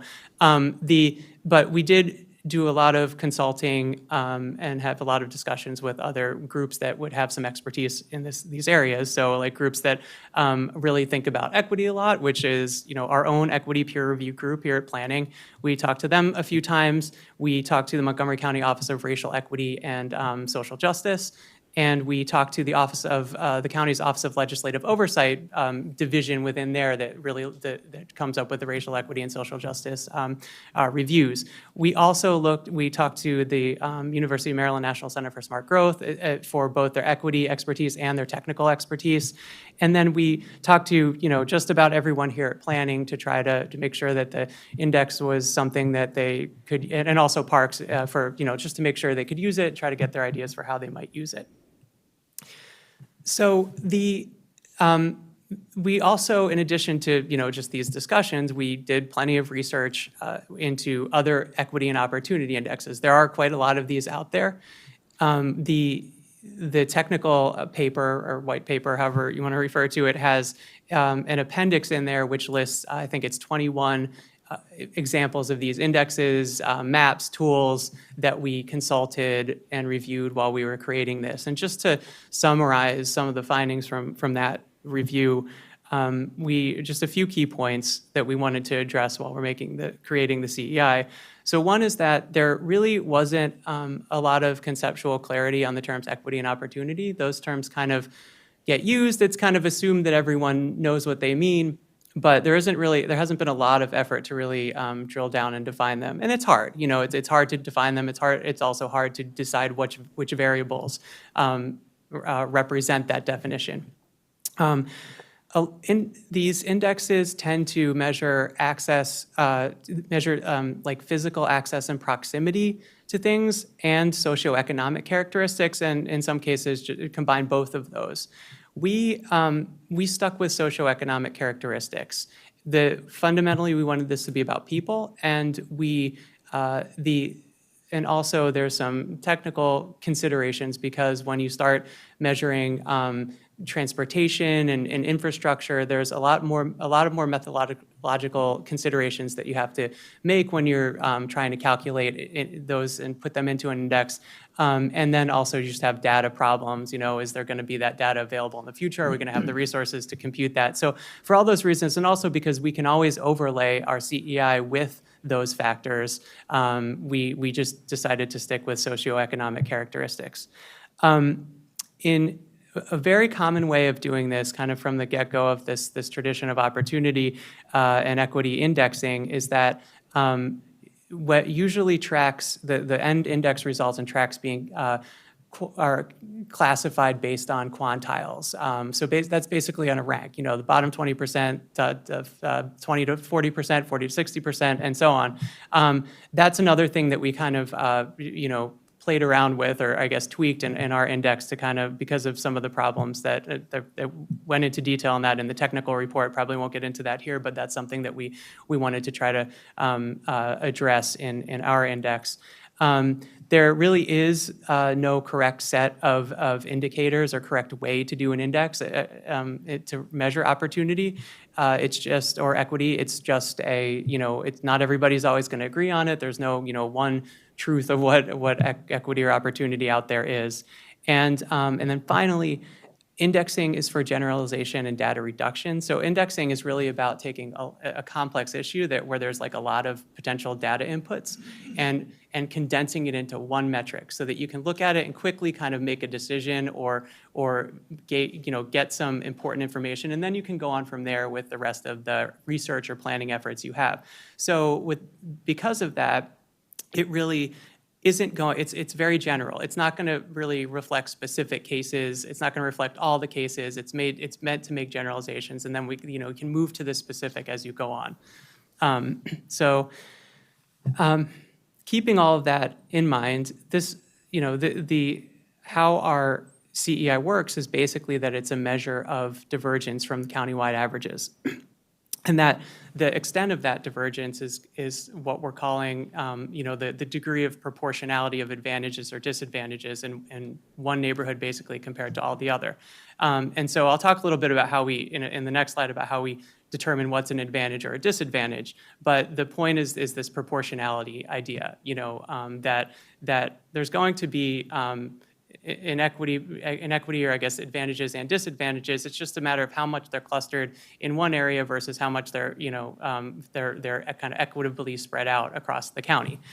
Really, I guess the concept behind how we scored the index is pretty simple. It comes from The Color of Law, which is the book by Richard Rothstein that goes through the history of racial residential segregation.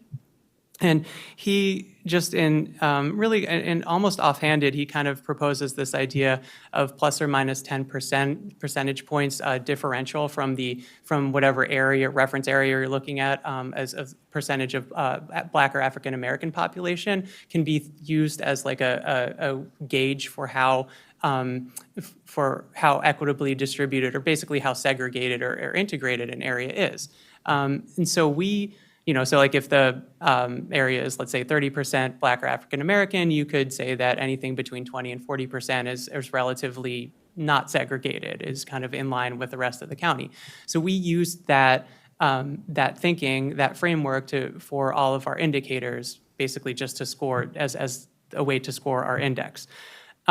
So really, you've got the county scores basically in the middle there, and then as you move in either direction away from it, whether it's disadvantage or advantage, you're kind of, in each sense, you're kind of messing with the proportionality, and you would have kind of a higher score in either direction.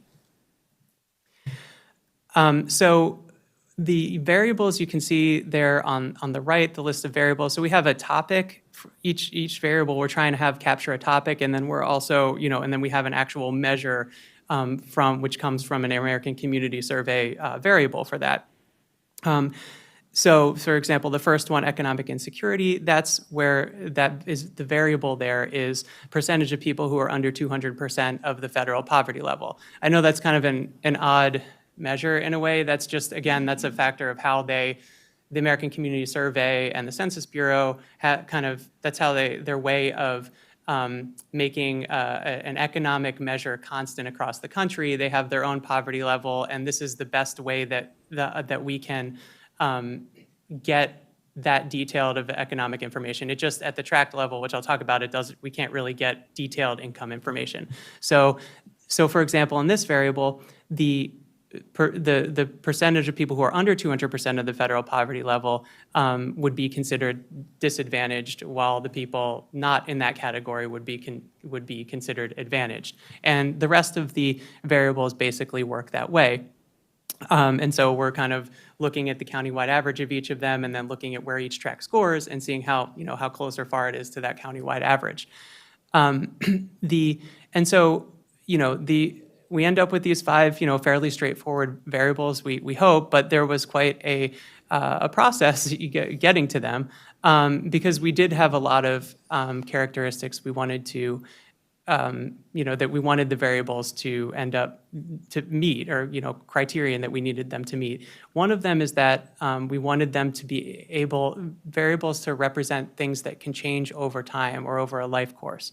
So we want the index to be able to reflect, like, if you're thinking about how it can change, how a tract or a neighborhood a score can change over time, there's a couple ways that can happen. That can happen by people moving, that people with certain characteristics can move in or out of the tract, or people's actual circumstances can change. People can earn more money. People can become more fluent in English. People can go from renting to owning in the same neighborhood that they live. So we wanted to make sure that all of the variables reflect both of those possibilities. So for example, if you use race and ethnicity, it only hits one of those criteria. It's the only way you can change a tract score is essentially by people moving into or out of, people of a certain race or ethnicity moving into or out of a place. So basically that variable is not included in here, so that we could basically keep all the variables consistent with that criterion. But that being said, we have a lot of ways where we can still look at how race and ethnicity intersects with the CEI, and we think we can do a lot of good, interesting, and helpful analysis with that. And actually, Jay will show, we have some of that in the Explorer already that Jay will go through. Also, we wanted to make sure that the variables measure important equity concepts, which sounds straightforward, but there's a lot of, it's not exactly, what makes an important equity concept can differ from person to person. So there's a lot of discussion involved in that. We wanted them to be easily understood by a general audience, so nothing very complex, not some really complicated derived metric or something like that. One of the biggest, most important, or I guess most criterion that really limited us the most was this idea of being statistically reliable at the tract level. They're really just a lot of the things we'd like to measure, especially differences among racial and ethnic groups for these variables. We just can't get reliable data at the tract level for that. So that really limited what we could use. We wanted also consistent availability over time, so that we know we can go in the future and and we can compare, from one time to another time, and we know that the methods for collecting that data will be consistent, which we get from the American Community Survey. And we also wanted the variables to contribute, each individual variable to contribute new and independent information to the index. So we wanted to make sure that none of the variables were too highly correlated, because that would mean that they're basically just, kind of adding extra noise, just repeating the same information or overemphasizing that information. And some potential variables really just didn't vary enough across the county to really add any, they're just kind of all stuck around the same percentage, so it wouldn't have really added much to the index. So that's kind of generally how we got to the variables or indicators that we have. So moving on to the actual index after much delay, this is basically what the index looks like, and you can see how on the right side how the scores are, where we have those whole number cutoffs at 1, 2, 3, -1, 2, and 3 at either end. The proportionate, what we're calling proportionate, neither advantaged or disadvantaged, in the yellow in the middle, that's where it actually is it's 2 categories large, so that's important to know. So it's larger than it's just going to always be larger than the other categories, but that's basically, those are the tracts that socioeconomically are representative of the entire county. Those are the tracts that, when you average the whole index out, basically look like the rest of the county. And then as you move on, you get farther and farther from that. And yeah, the names for the categories, they are a bit unwieldy, but we wanted to try to capture, wanted to be very kind of specific for what we're measuring. So you've got the first part shows how disproportionate it is. So the yellow tracks are proportionate, and then as you move farther in each direction, you get slightly, moderately, and highly disproportionate. And then what the part after the dash represents is the level of advantage or disadvantage. So you can, it's kind of equivalent. You can be equivalent in disproportionality, but you could also then be on opposite sides of the advantage or disadvantage. So that's the map, and I'll go back to the map just in case we need more time to digest it. But basically, this diagram can hopefully clarify that a little bit more, where we're not, like, the way that a lot of indexes go, or I guess the intuitive way to look at them is to kind of go from bottom to top or top to bottom and say that, like, usually it's called, like, the high opportunity tracks are they're at the top, and then the low opportunity tracks are at the bottom, which gives the impression, not always purposely, but that, the high opportunity tracks are kind of what this model that we should be striving for, where what this index is looking at is saying it's that middle, that representative tract where there's still going to be some inequities in the county, and those, we still need to address those. But what these tracts do is represent places where those inequities are distributed kind of equitably and fairly. In other words, there's no out of whack concentrations of one type of person versus another type of person. Can I just ask you a question? When you had those 5 different ones, when you want to create this, is it 5 of them or 1 of them? Or if you have one, if in a community, just one of those criteria, is it going to be included, or should it be that all the 5 or 3 of the 5? All of the 5 are always included in the index. So the index represents basically, so we score each individual variable. We take percent people under 200% of poverty, percent people who speak English less than very well, and so on down. Yeah. We take their percentage divergence from the countywide average for each tract, and then we just average that out. So you average that out. And we'll show, there's a lot of ways you can look at how each indicator is influencing the score and influencing overall equity, and we can pick that apart in the Explorer that Jay's going to show you. But yes, for the score itself, each indicator always contributes to the score for each tract. So there's just the map once again. Some basic kind of descriptive statistics. This is just showing how many tracks ended up in each category. And again, keeping in mind that the yellow category is twice as large as all the other categories, it did have the most tracks. It's a pretty good normal distribution, what we got there. And and so it goes, the second greatest number of tracks are in the slightly categories, slightly disproportionate categories, and then the fewest tracks end up at the very ends. And so that's eventually we'll do some analysis based on what tracks are some of tracks in different categories, but that's just a overview for now.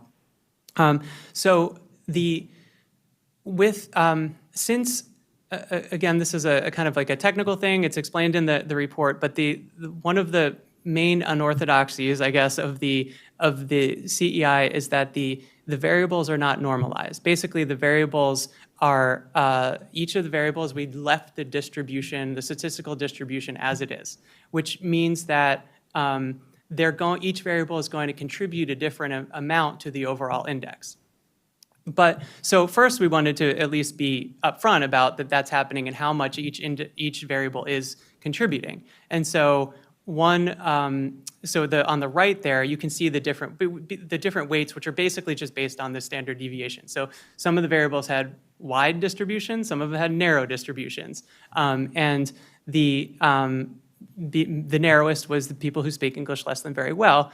So if we give that a weight of 1, then every other variable, we can say that's the kind of least impactful variable on the index, and all of the other variables have some multiple of that as the impact that they're giving.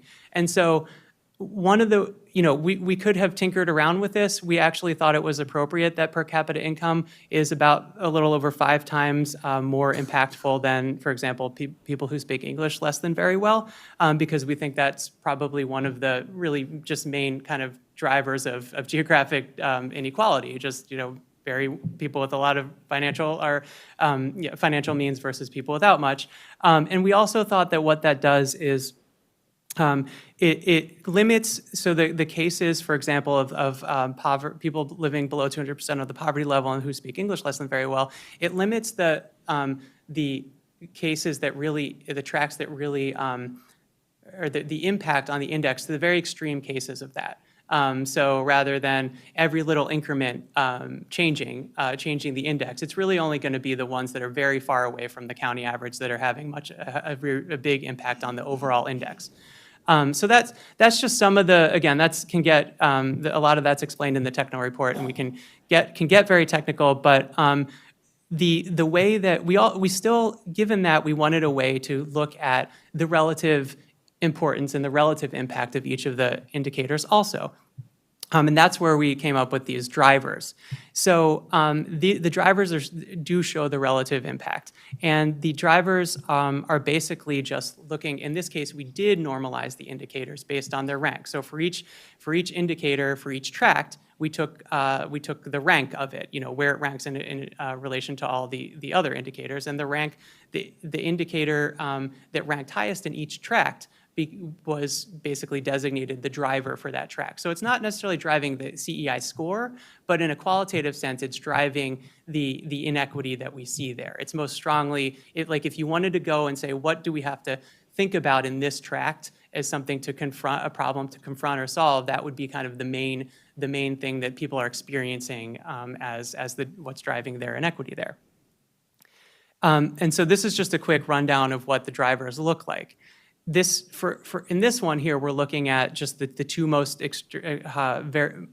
extremely disadvantaged tracks, so highly and moderately disproportionate disadvantage. And what happens is that for these, half of these, there's 28 tracks total, 14 of them have poverty. We're just shorthand calling it poverty, but it's really 200%, below 200% of the poverty level that are their main driver. So really at this high end of disadvantage, it does seem to be that, at least qualitatively speaking, this poverty is what's the main problem to solve here. But we also have a few tracks where a not insignificant amount of tracks where we have very limited English proficiency and very limited education, or a higher concentration, much higher concentration than average of people without a bachelor's degree. So those are ways that if we wanted to kind of take a deep dive into tracks using this information, we could do some, we could target it based on that information. If we move down to slightly disproportionate, it becomes a lot more diverse with what's driving the inequity in these tracks, and it's kind of all across the board. There's some where it's housing tenure, so these would be tracks, the purple ones here, where really there's just a much higher proportion of renters than owners relative to the county. It might mean that in these places there aren't enough homeownership opportunities. They're probably mostly rental housing in these places. So that's kind of what that would reveal. Once we jump over to slightly disproportionate advantaged, we can see, again, there's all of the variables have something to do here. Some of this, there's a housing tenure variable. The housing tenure variable factors very prominently, and on this end, this means that there's a lot more home ownership than average in the county. Now, some of these tracts actually probably fall into the agricultural reserve, so that could be a tricky thing to do. But it could suggest, in some of these, it could be that some more some more rental housing could be an option. And then finally, when we move to the highly and moderately disproportionate advantaged, it's generally driven by very high incomes. And that's, partly just because the income variable doesn't really have a cap at the top, while it does have a cap at the bottom. It can't go below zero, at least for these purposes. It doesn't really have a cap at the top. So our very high income areas are just very, very high income compared to kind of the county average. So that's what we're seeing there. So I'll go through a few uses before I turn it over to Jay, or a few potential uses of this. And so to start this discussion off, it's helpful to look at the distribution of the population among the CEI categories.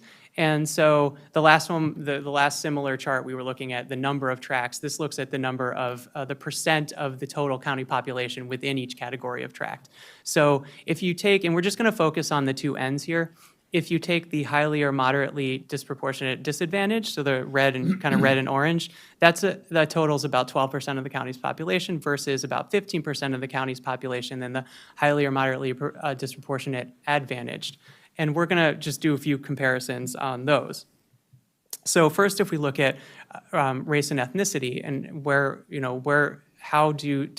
are these distributed relative to the overall distribution of the tract, we can see that there's definitely a disproportionality here, where in the most disadvantaged tracts, Hispanic and Latino and Black residents are very overrepresented. So 19% of the county's Black population and 26% of the county's Hispanic and Latino population reside in these highly disproportionate disadvantaged tracts. So that's much greater than the 12% of overall population that actually lives in them.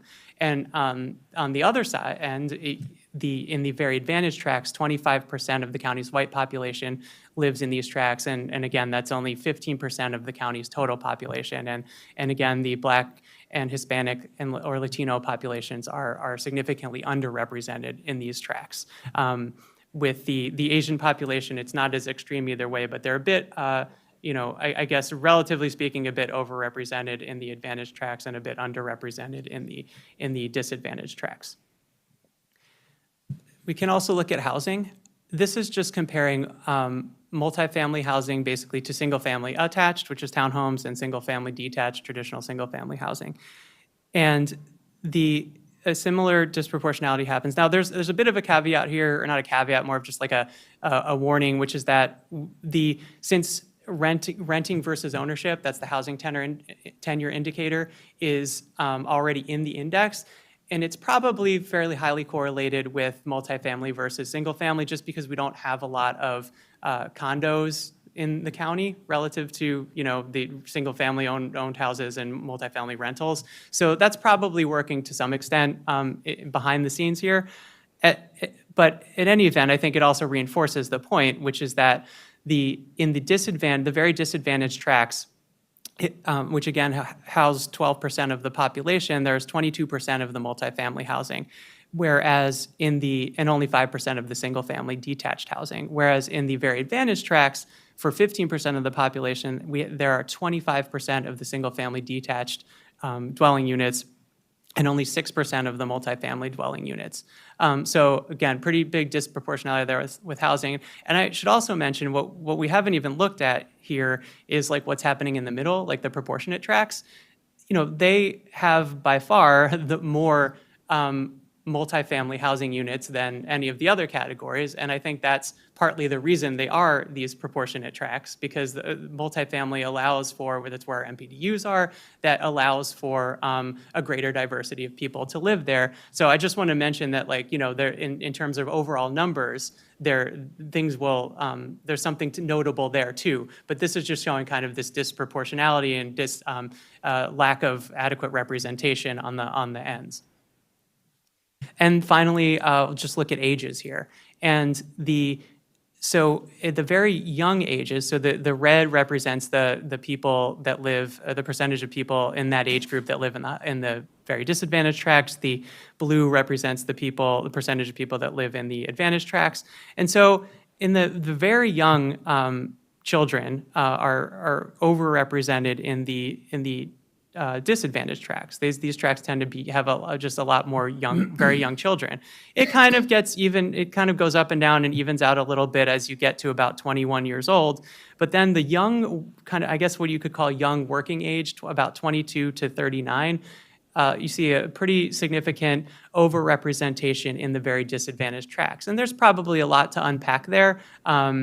Could be housing affordability, could be, lots of other issues. But then as you move from over 40, especially from 50, and once you get to about 50 and over, the very advantaged tracts become way overrepresented. So that is just showing there that our very advantaged tracts are much older. And probably just kind of show, it's a sign of it's just hard to get. It's hard for other people to kind of get into those tracks or to kind of afford to get into them, or just there doesn't seem to be the housing stock available to for, I guess, a more diverse group of people age-wise to enter them.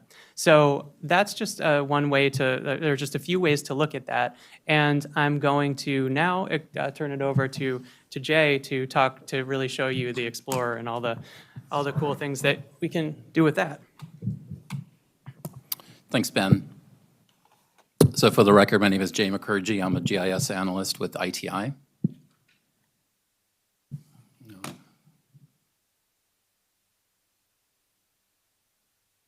Yeah.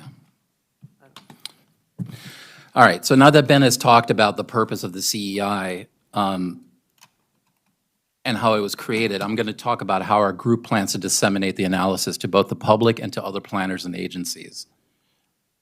Where's the mouse? Move it off the screen. Sorry, technical. It was doing, you can see it up there. Technical issues.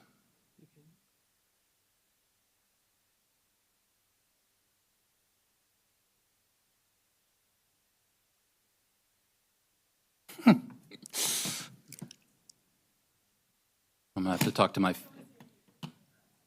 to talk to my fellow ITI guys. Where's the mouse though? Even up there.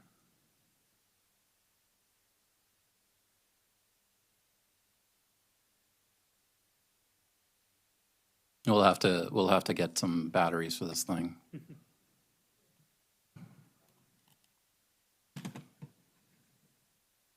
Oh, there it goes. Here we go. We're back online. Okay. All right. So anyway, now that Ben has talked about the purpose of the CEI and how it was created, I'm going to talk a little bit about how our group plans to disseminate the analysis to both the public and to other planners and agencies. Essentially, this is like part 2 of the project. So the goal was to create an application that would allow users to visualize and analyze the index, specifically to show the geographic disparities and to educate folks on where to target equity initiatives and resources. So we were tasked to disseminate this information in 3 ways. One was to create a mapping explorer that showed only the variables that were used in the creation of the CEI, basically to deep dive just the index and allow users to compare different areas of the county to each other. And as part of this, there's a section on the individual main drivers of the scores for each census tract that Ben had just gone over. Just a reminder that census tracts are the geographic subdivisions of the county developed by the Census Department, and it are the units that we use for this analysis. They're the neighborhood type proxy. The second was to develop a dashboard where users could see the CEI compared to other variables that were not used in the development of the scores, to basically see the categories in relation to general interest topics like housing, demographic, race and ethnicity information, and environment. These dashboards provide general statistics, but also have the functionality of exporting data and maps for further analysis. And then the final component was sort of an educational one. It was for users to look in depth about the CEI, either by looking at the technical paper or to explore other departmental equity products. So after doing lots of research on how other equity mapping initiatives use different ways to showcase their analyses, we decided on using a kind of a newish concept called a hub. the Data Hub, which is basically a one-stop shop or kiosk that allows for the integration of mapping, analysis, and text.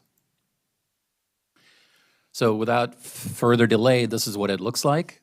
So it's a typical mapping application, zoom in, zoom out, pan, that type of thing. When you open the hub site, the opening screen opens to the portion where the user can deep dive into just the CEI. So showing the geographic differences and disparities in Montgomery County. These are the exclusive variables that were used to calculate the scores. On the left side, there is a panel that describes the analysis and the variables that were used to calculate the scores, and on the right is a layer list that has been curated to important planning-related layers that can be turned on and off. In the circle there, there's also an information button that goes into more descriptive text about how each of the legend categories are described. So when you click on a given census tract in the map, the left panel turns into a pop-up that shows which overall CEI category and legend color the census tract is designated and what its main driver is. Furthermore, the categories and colors are described in the right of the legend. The pop-up now shows the gauges that we talked about earlier for each individual variable that are used to calculate the score for that particular tract and how each variable is scored. These are the scores that were averaged out when you combine them. Underneath the gauges are the actual raw values for the census tract and how these numbers compare to the county averages. We also added a few tools to the application which could be of use to the user. In a circle there, you can see the select tool where you can click and select multiple census tracts. This then allows the user to export the raw data to an Excel file where they can perform further analysis or to include tabular data in a report. Another tool is circled in the right. It's a filter tool. This provides a drop-down where the user can choose which categories to make visible. It's a way to highlight certain aspects of the CEI. Once you have filtered the categories, you can click on the tool circled in red on the left that pops up an infographic, and you can hover over this infographic to get raw numbers for the aggregate housing data, in this case, of disproportionate tracts. We will be adding further additional infographics showing aggregate data for other variables. The second part of the hub is seeing the CEI in relation to other topics of interest, like race and ethnicity. And in this example right here, these items weren't explicitly used to calculate the scores, but help identify patterns and relationships with the CEI. As mentioned before, there is no one way to measure equity, so these variables provide good context to the scores. In this example, you're seeing how our racial and ethnic predominance layer overlaid on top of the categories. The colors of the circles indicate the type of race and ethnicity predominance category, and the size of the circle shows the total population in a particular census tract. Circled in red is a tool that allows the user to do a quick screenshot of the map, which again can be added to a report or emailed to a person. And yeah, so just to, this analysis here, this screen is just another way to look at the analysis that I had shown earlier about the distribution of racial and ethnic minorities and majorities across the county. The majority and predominance layer that's over with the different colored circles on the right, that actually comes from the demographic trends project that is also part of the equity agenda that we had done a while ago. Here's I'm another sorry, example. Jay, before you move on, if you can go back to that slide, because this is very much a very important topic, and this is a good way to overlay these different types of data. Could you maybe explain a couple of examples of how to interpret this map, using the CEI with the race and ethnicity predominance data overlaid over it? Sure. Yeah, you can. So, for example, the colors. It's a little confusing because it's hard to come up with enough colors to represent everything. But just purely out of coincidence, the blue, which is for the I believe that's white predominance and white majority. When you get to the blue circles, you can see that they overlap, or they coincide, I should say, quite a bit with the blue CEI category. So that's just another way of saying what we already showed in the analysis, that these places tend to be much more white than the other places in the county. And then as you a lot of the things, so when I can't, it's hard for me to see it exactly here, but I can make out a few where the yellow, which is the yellow circle, which is no majority, also coincidence that these are the colors that were chosen, does coincide fairly, quite a lot with the yellow CEI category tract. And that would make sense because these are, again, these are tracts that represent the diversity of the county. So while race and ethnicity isn't a variable in the CEI, we can see here that it is pretty highly correlated with the socioeconomic characteristics that are in the CEI. And this, so you could kind of go on forever with this. You can, as Jay, I think already showed, you can actually filter out different categories and then look specifically at the predominance and the majorities, or just basically the racial and ethnic, characteristics of that tract also. So that's kind of what this can be used for. So here's another example of another sort of dashboard topic of interest, which is housing, the housing category. So this one shows specifically the number of single-family housing units overlaid on top of the categories. The bigger the box, the more single-family units there are in a census tract. Again, these layers can be turned on and off, and new variables can be added to each topic as they become available. So there's nothing static about this. Yeah, and this just similarly, this is much like the analysis of housing or single family versus multifamily housing. And you can, again, if you were to zoom, you can zoom right in on this, and you can see that if you're looking at, I think this is single, I can barely see that. So this is the number, the box, the size of the box represents the number of single family units. You can zoom in and see that the boxes are a lot bigger in especially the blue areas.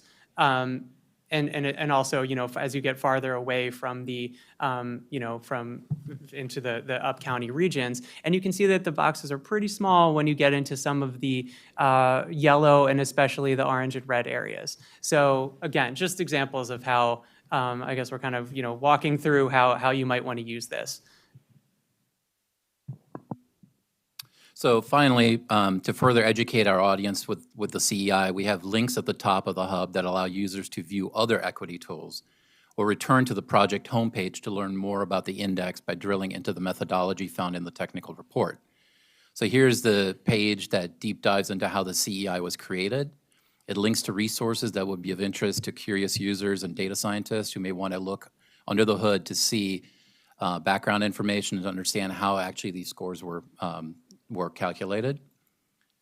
And then there's another link. There's a link for other equity tools at the top. And that sends you to an equity studies group page that the department has developed that are ancillary products to the CI but can shed further light on equity issues in the county.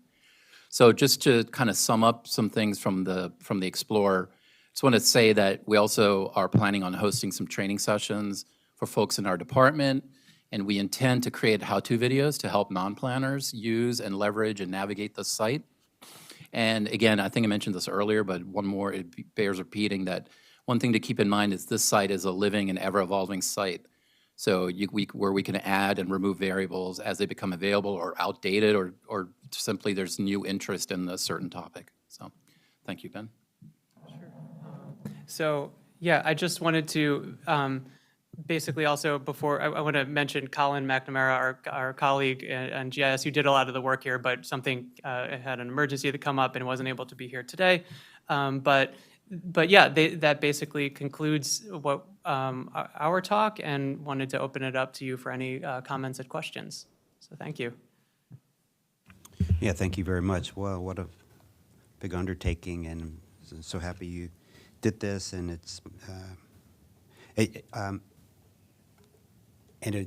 to use as a tool to help us as we grow the county and to make sure we build equitable communities. This is very wonderful. So I have a quick question. Have you been able to share this tool with like your peers? I mean, in other locations, do they, like you looked at their models? Have you been able to share it with your peers in other jurisdictions? Have you gotten any feedback, in that way? We haven't, I think in the very beginnings of the project, probably even before I was on it, there was a bit of dialogue from others. Mainly what we did is just looked at the indexes that they had created and went through their methodology and really studied that. So we haven't exactly, we haven't had a lot of dialogue about, about their specific indexes, compared to ours. Yeah, but to add just a little bit, and for the record, Carrie McCarthy, Division Chief for Research and Strategic Projects. As we had an earlier page about outreach, we did meet with folks from the University of Maryland, who's done a lot of this indexing work. And then, as Ben said, we spent a lot of time tapping other groups for information. So we're excited now that we have a completed draft product to take it on the road a bit. Right, and it's good that when you tested it with, looking at what or the higher income or the, they have the, the Potomac areas or the Bethesda that have the, the higher concentrations of people of color or the higher incomes and stuff like that, how those other data just really correlated, so that was great to have. Yeah. I just wanted to add that I definitely hope that our department will be submitting this as a session proposal for the local American Planning Association's conference, annual conference, the local conference that takes place here usually in the fall, and other opportunities like the national conference and other venues in which we can share this work. Right. And I was sort of blown away by the concept of, you said before, you don't want to have all, like the concept before is all communities of opportunity, right? And to have communities that have of all types, right?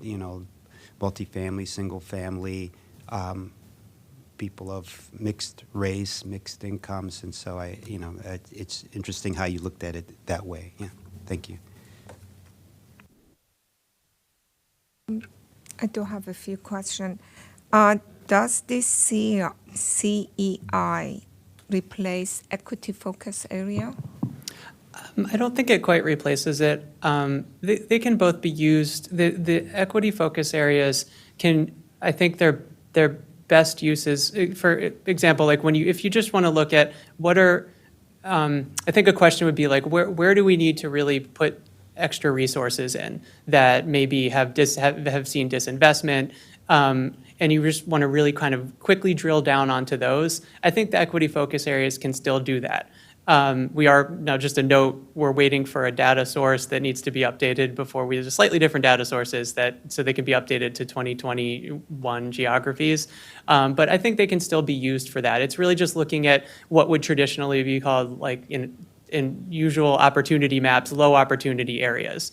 So I think they can still be used for that. But when we want to look, when we want the whole cross-section of the county, when we want to, get the full scope, I think that's where the CEI is probably, that's the job for the CEI. And, you can, it's in the technical report, but if you look at the two most disadvantaged categories in the CEI, they overlap fairly, consistently with the equity focus areas. There's more equity focus areas, but they overlap fairly consistently. So in that sense, they kind of do the same, a similar thing, but also the equity focus areas, if you do want to take race into account, race and ethnicity, then you would look at the equity focus areas because they do have that variable in there. So is the data source for both tools the same, or do they have different kind of data source? They're different. They're similar. It's just that the poverty or the poverty variable, near poverty variable for the equity focus areas is from what's called the acronym is CHAZ, some sort of housing. Yeah, I can jump in as many. So the EFA is race and ethnicity from the census, language ability from the census, and then the income variable is from the HUD CHAZ data. The benefit of the CHAZ cut is it's adjusted for household size, so it's a little more nuanced than just average income from the census, and they have a little bit of a lag in updating that data, so we have not updated the EFAs yet. Yeah, because I was just wondering, I don't know. Oops, I'm sorry. I don't know when you were doing this CEI,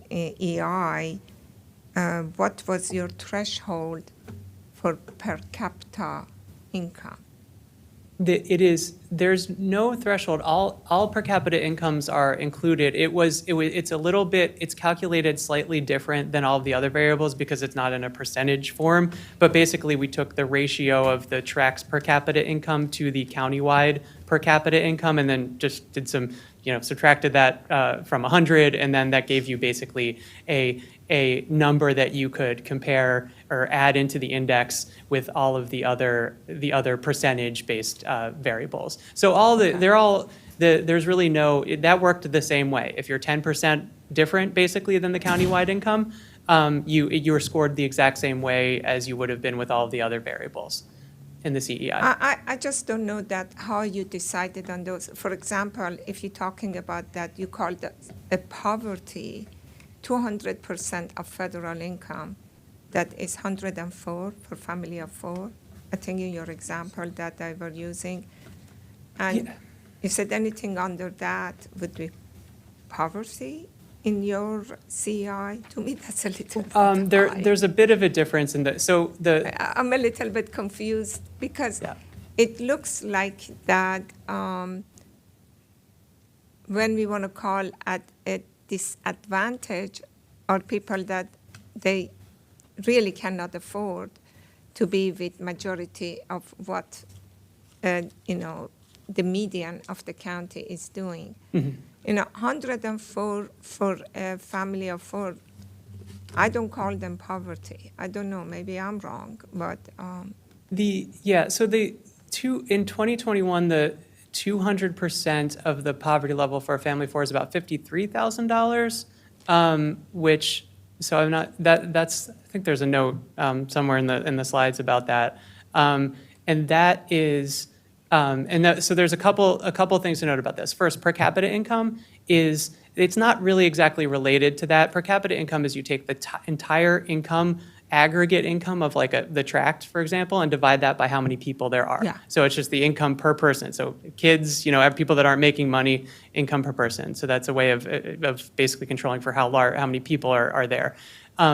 When you're talking about poverty statistics, the way that variable, that we receive that variable from the American Community Survey is that if you are in a household where the overall income, or I think it's basically a family, where the overall income is under that 50, if you have 4 people in the family, it would be under that 53,000. If you have 3 people in the family, it would be a little lower, and it goes on that way. If you're in that category, then you are considered, a person living under 200% of the federal poverty level. Oh, that is, okay. I thought that you get the 53 and times 2 and it's 106. That's why I said 100. So that's 200% is 53. 50. Yes. Oh, okay. I made a mistake then. No problem, I thought that you get that 53 and times it by 200. I said, well, that's 106. That's not poverty. It's very, just to clarify, it's very confusing. It's very awkward to keep saying it. We use 200%. We could use the poverty level. We use 200% most of the time here because it's a very high cost of living area. So it's double the poverty level, really, which we think is also you're struggling if you're making that. So that's why we use that and not just the poverty level. Okay, no, I got it. Okay, thank you. What if you took that poverty level indicator out? Did you try to see would things have changed much at all? Yeah, we didn't exactly do that. Based on the way, since its kind of effective weight is one of the lower ones, I doubt you'd see a lot of change because I think that the per capita income indicator would basically account for what you're missing for the most part, but I think you may see a few places that have particularly high concentrations of people under that level would probably move up and become more advantaged by one category. Okay. That's my guess for what would happen, but I don't think it would happen to all that many tracts, because it's a really high. You're getting into pretty high poverty rates at that point when they impact the score. Yeah. Great. Very informative. Do you have any? I do have a question. I was going to hold it back, but after all this work is done in the Community Equity Index, be used by other agencies within planning and or parks as to where to spend the dollar? And, or will it be used to provide new opportunities, parks and amenities for those who are considered quote-unquote disadvantaged? Thanks. I can Yeah, go start. ahead. So the intent is all of the above. Just as our equity focus areas mapping and analysis, for instance, Montgomery Parks talked this morning about how that was used as a tool for their PROS plan. We've used it for our master plans. The Montgomery County Public Libraries use the equity focus areas mapping for its strategic plans. It is very much intended to be a tool that our department and other agencies would use to do their analysis of how equity should inform whether it's planning, public facilities, any type of public investments that our agencies are responsible for. And it, related to that is very much intended to be a tool to help inform those agencies that do public investments, whether they're in community facilities or infrastructure, or frankly, any entity that would like to use this data, because it's not just for government agencies. This is a publicly available, tool. It is intended to help inform that decision-making in terms of where there may be some new opportunities to add community amenities or other types of development or infrastructure that would be beneficial.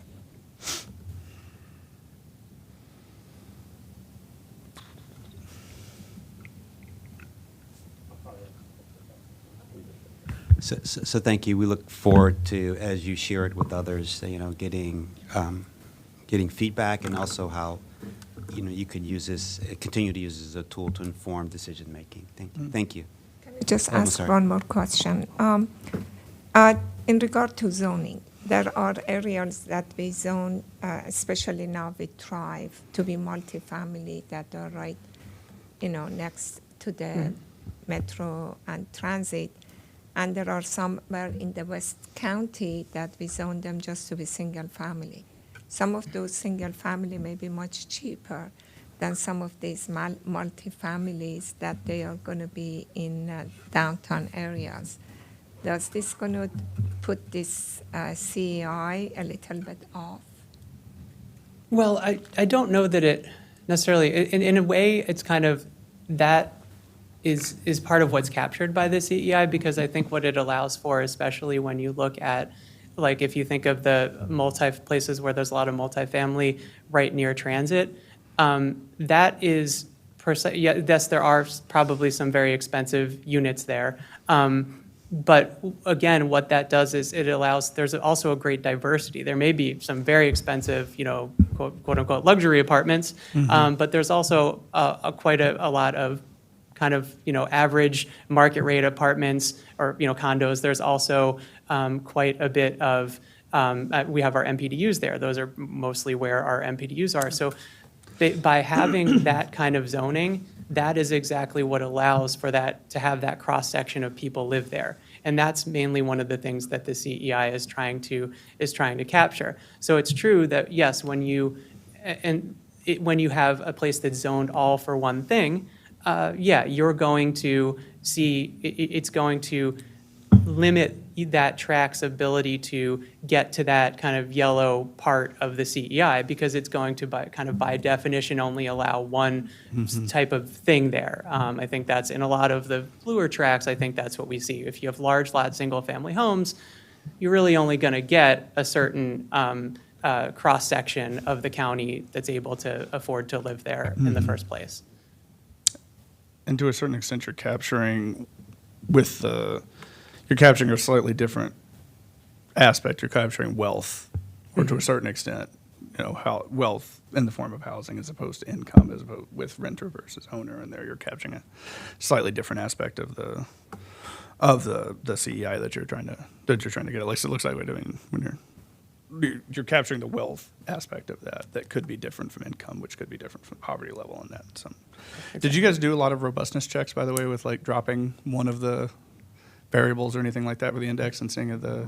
We did a little. We had a lot of per capita, the unit that by definition, almost, that's going to end up being, you're hugely weighted, given the unit issues. Yeah, and we see, I mean, we did a whole bunch of different versions. Mm-hmm. We didn't, I wouldn't say we did robustness checks in the traditional sense, Mm-hmm. but we played around with a lot of different combinations. Mm-hmm. And again, because there's not really like well, this is the way it is supposed to look, there's a bit of our own analysis and judgment that went into that, so yeah. No, I liked it. It went from concept to measurement. No, very no, well. I liked it that. has I been, liked it. It was very good. it's been a while. We've done a lot of, I would call it playing around with variables, but it was more than that, yeah. Yeah, no, I was just wondering if there was anything that popped out that came out that sort of was not counterintuitive, maybe, but was interesting, or you wouldn't have noticed otherwise with this, because I was thinking about, I'm thinking about it from the concept that income variable is so heavily weighted in there, and it's such a heavy piece of the income. But there are other aspects of diversity and income and wealth and education that are baked into it to a certain extent. And I was wondering if there's anything that popped out odd, or was there any insight that that was surprising given the establishment of the CEI index? I don't know that there was really. It's been so long since kind of we had it. I can't remember if anything was not expected. Mm-hmm. I think a lot of time. I think one of the things that one of the reasons when we've kind of finally settled on the final Mm-hmm. index is that we thought, well, this actually looks like the map that we expected, which is the map that it always looks like when we map these kinds of things across the county. We're so used to the GIS people, the research people, were very used to looking at these kind of maps.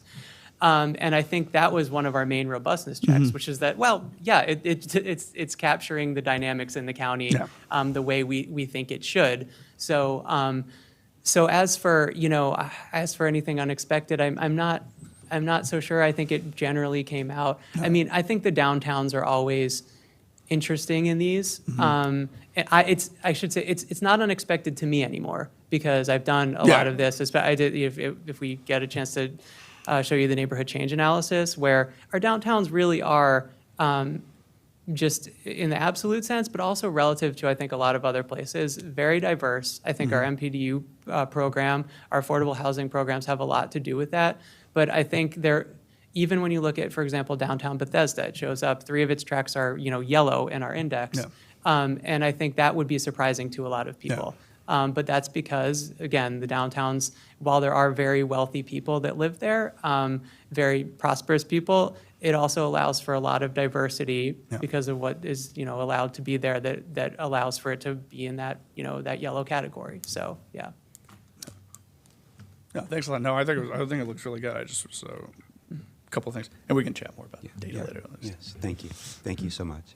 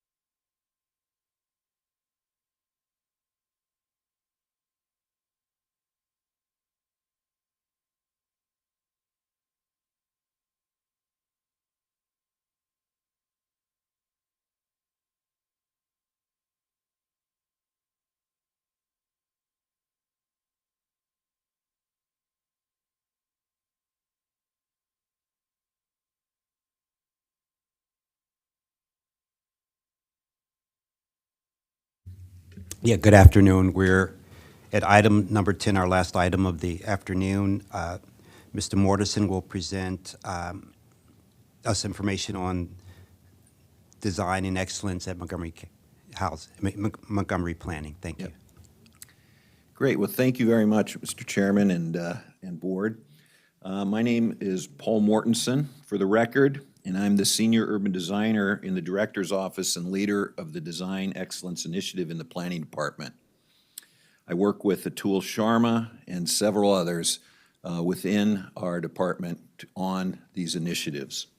I'm also an urban designer and architect registered in 3 states. I'm LEED accredited and a member of the Congress for New Urbanism.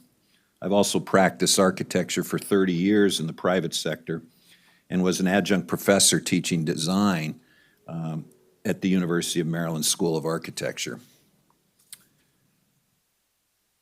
One of the nation's most diverse, educated, and prosperous counties, Montgomery County desires neighborhoods, public spaces, and buildings of the highest quality design to reflect our cultural health and to maintain a competitive advantage within our region.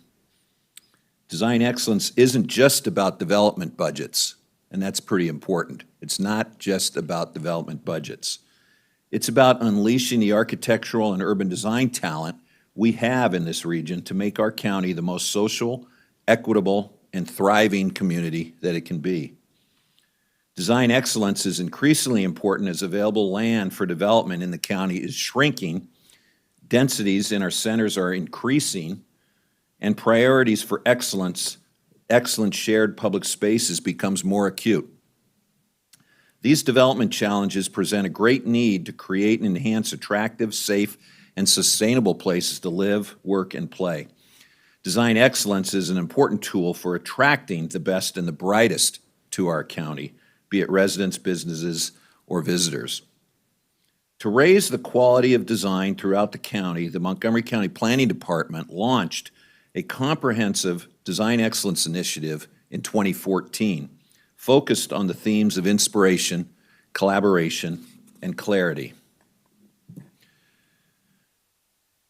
There are many aspects of design excellence in Montgomery County, but ultimately the goal is to create the best, most equitable, beautiful, environmentally and financially sustainable places within our region, and to direct the physical form of architecture and landscape architecture to frame those places.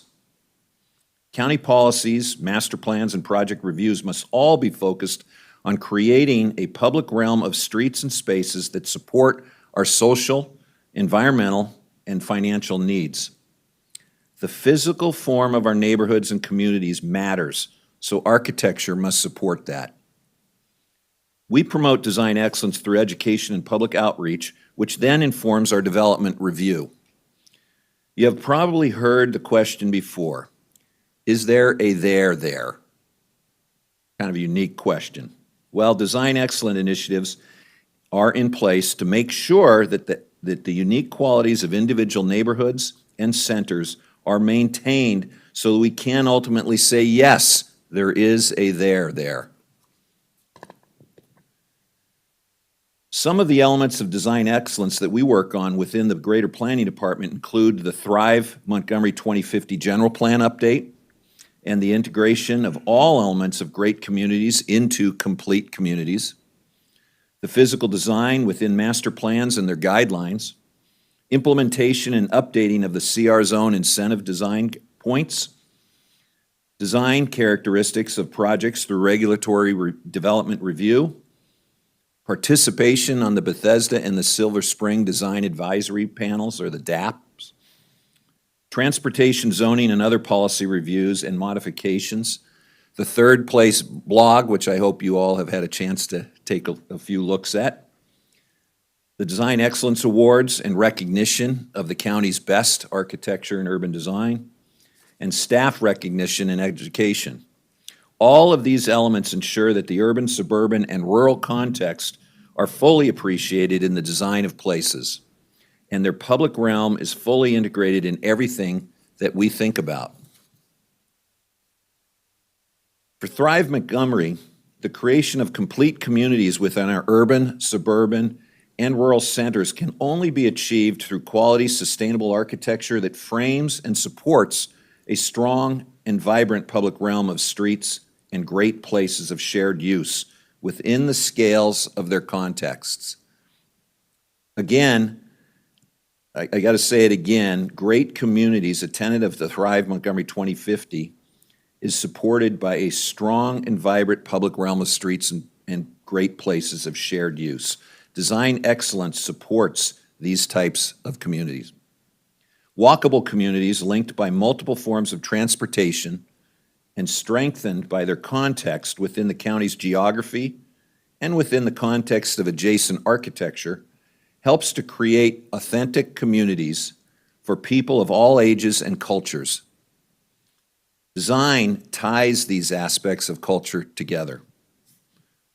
Through design and under the umbrella of the 3 E's, racial equity, environmental resilience, and economic competitiveness, the silos of those elements evaluated through the master planning process of public spaces and parks, urbanism, environmental stewardship, historic preservation, and economic viability are all melded together into one coherent vision.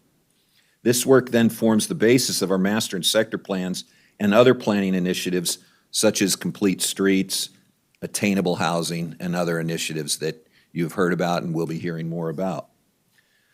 We know that when all of these elements of community are brought together, social interaction increases and safety, health, and inclusion are dramatically improved. Some of the design review. One of the most significant parts of design excellence is the regulatory review process implemented by the 3 area groups. Most projects go through a thorough design review process where staff evaluates their conformance to appropriate master plans and zoning. However, in our design review, we evaluate the development's impacts on the public realm to make sure the project improves the greater community. One example of design review is the Battery Lane Site C development that you see here, approved by the previous planning board. The first plans had 2 building masses, a driveway parallel to Battery Lane, and guest parking fronting on the street. It was a nice building, but had a bad suburban model that favored the car over the pedestrian, particularly out in front. It also had 2 broken masses fronting onto the street. Following our review and working with the design advisory panel in Bethesda, we helped create a continuous mass with a fronting arcade along Battery Lane. There was a great visual connection made from the street through the courtyard of the facility, which you could kind of see in the colored rendering there. That's the courtyard. Drop-off and services were located to the side of the building and behind the building front rather than in front of the building. The mass opens up, allowing full daylighting into the central courtyard of the building. And ground floor units with front doors leading out to a through pathway in the mid-block within the development to stimulate activity and safety through eyes on the street. So again, through our evaluation, we were able to take a nice building and in many ways make it a very nice and great building within the community. Is Battery Lane in the revised, going back one, is that where the 3, those 4 long buildings, is Battery Lane? Battery Lane, yes, is in between this building and those 3 long buildings that you see on the other side, the white long buildings. Okay, all right, thank you. So it's, it's parallel with the front of the J, all right, if you will, on the street. Okay, thank you. Yep. Another project within design review was this building that we're in today, our new Wheaton headquarters. Early designs featured pretty much a corporate look, which was replaced by a more sympathetic elevation using colors of our region, punched window openings, and an open expression of circulation, which you can see on the right side. A small fortified entry lobby was replaced by a 2-story atrium with a green wall representing our parks and planning agencies, and the great aspects of our old MRO atrium with green places and wood of our parks. The design has an openness of the atrium and connected to the public realm of the streets and plazas that further emphasizes the open and democratic nature of our agency and of what local government should be all about. Working with Gensler, our architect, the LEED Platinum building was created featuring energy conservation and production, green roofs, gray water reuse, and energy-efficient fixtures. We championed the use of geothermal heating and cooling, which helps to reduce energy use in this tower by over 30%.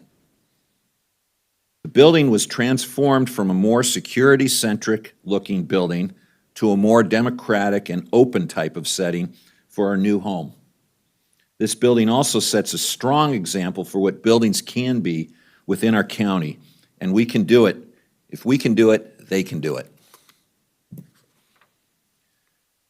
The last project I'll just show you in the design review is the new Marriott headquarters building and adjacent hotel in Bethesda. It is the tallest building in Bethesda. Marriott was initially hesitant to providing a forward-thinking, exciting building. It was against their corporate culture. They like to be a little more stodgy. Yet we had to convince them that being the largest building in Bethesda gave them a responsibility to provide a design that was commensurate to the importance of the mass of this building. Through our review, the extremely large mass was broken up into smaller masses that did not overwhelm the larger streetscape. The pedestrian through-block connection was greatly enhanced, providing places for dining and socializing for building tenants as well as the general public. A unique top was promoted to bring greater character to the skyline of the city from near and far. Internal public uses were encouraged at the first floor to dramatically enliven the public realm of the streets and through-block connection. And these were all elements that staff encouraged through our design review and the Marriott design team implemented. Working with different area groups here in planning and with other county agencies, we help create performance-based guidelines that demonstrate potential solutions that balances the needs for safe pedestrian-oriented and accessible growth with streets that can have efficient emergency service operations. Through this work, we can ensure that the future development and redevelopment creates streets and places that are walkable, safe, sustainable, and economically competitive through high-quality urban design.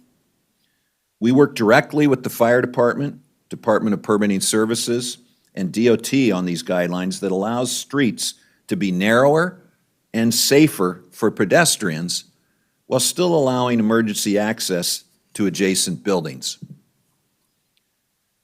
As I mentioned earlier, recognition of the talents of our staff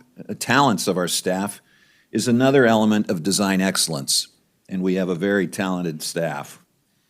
Each year, we recognize and promote staff photo contests with specific topics to promote and show off the many great artistic talents our parks and planning staff possess. These wonderful photos are used to show off our talents and abilities to the public, to award great work, and to help grow our design excellence photo library. Categories have included specific architecture building types, different public spaces, the diversity of people and equity heightened through physical design throughout the country. This year's topic is Destination Montgomery County, which is intended to fully show the great places, buildings, streets, open spaces, and people of our county. The deadline is this coming Monday for these photos, so we're working hard to make sure everybody gets them in.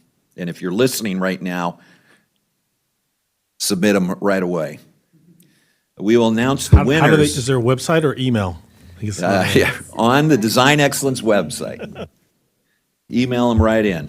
Just wanted to clarify, Tanya Stern, Acting Planning Director. This is a photo competition for our staff, for Planning and Parks Department staff.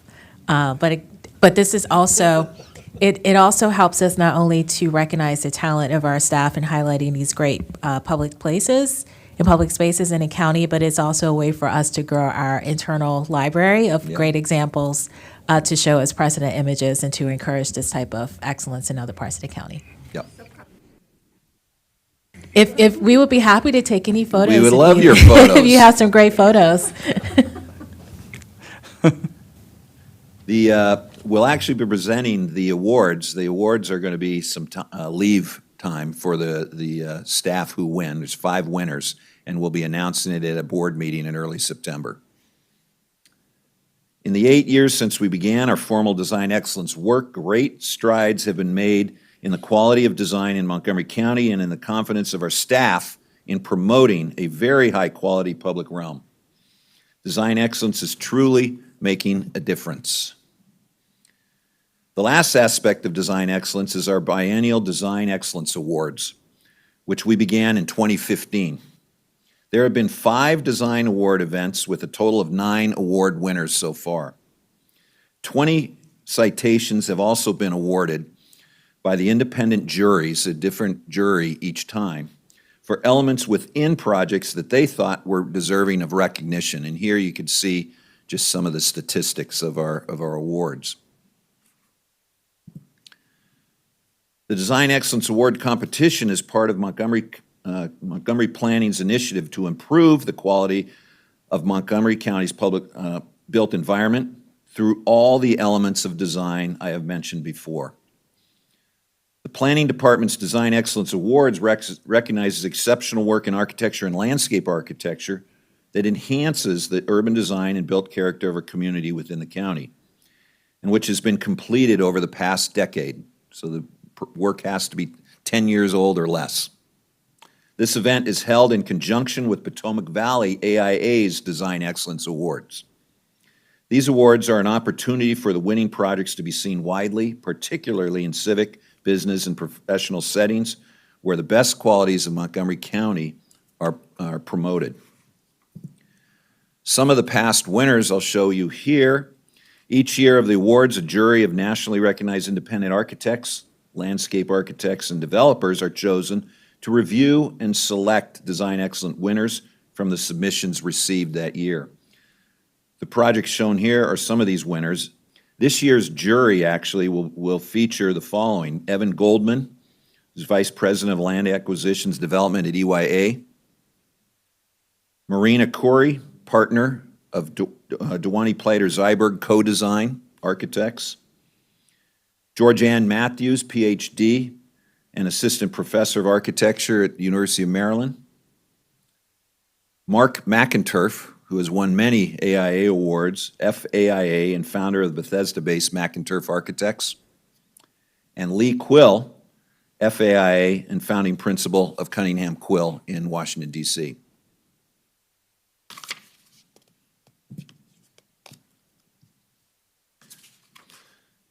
The jury also selects a winner for certain categories the public planning department believes are important to highlight within the public. This year's categories are actually the Design Excellence Awards, so that's one of them, and then an award for exceptional residential design. So there'll be 2 award categories this year. This was actually the winner of our first Design Excellence Awards, the Silver Spring Civic Center and Plaza.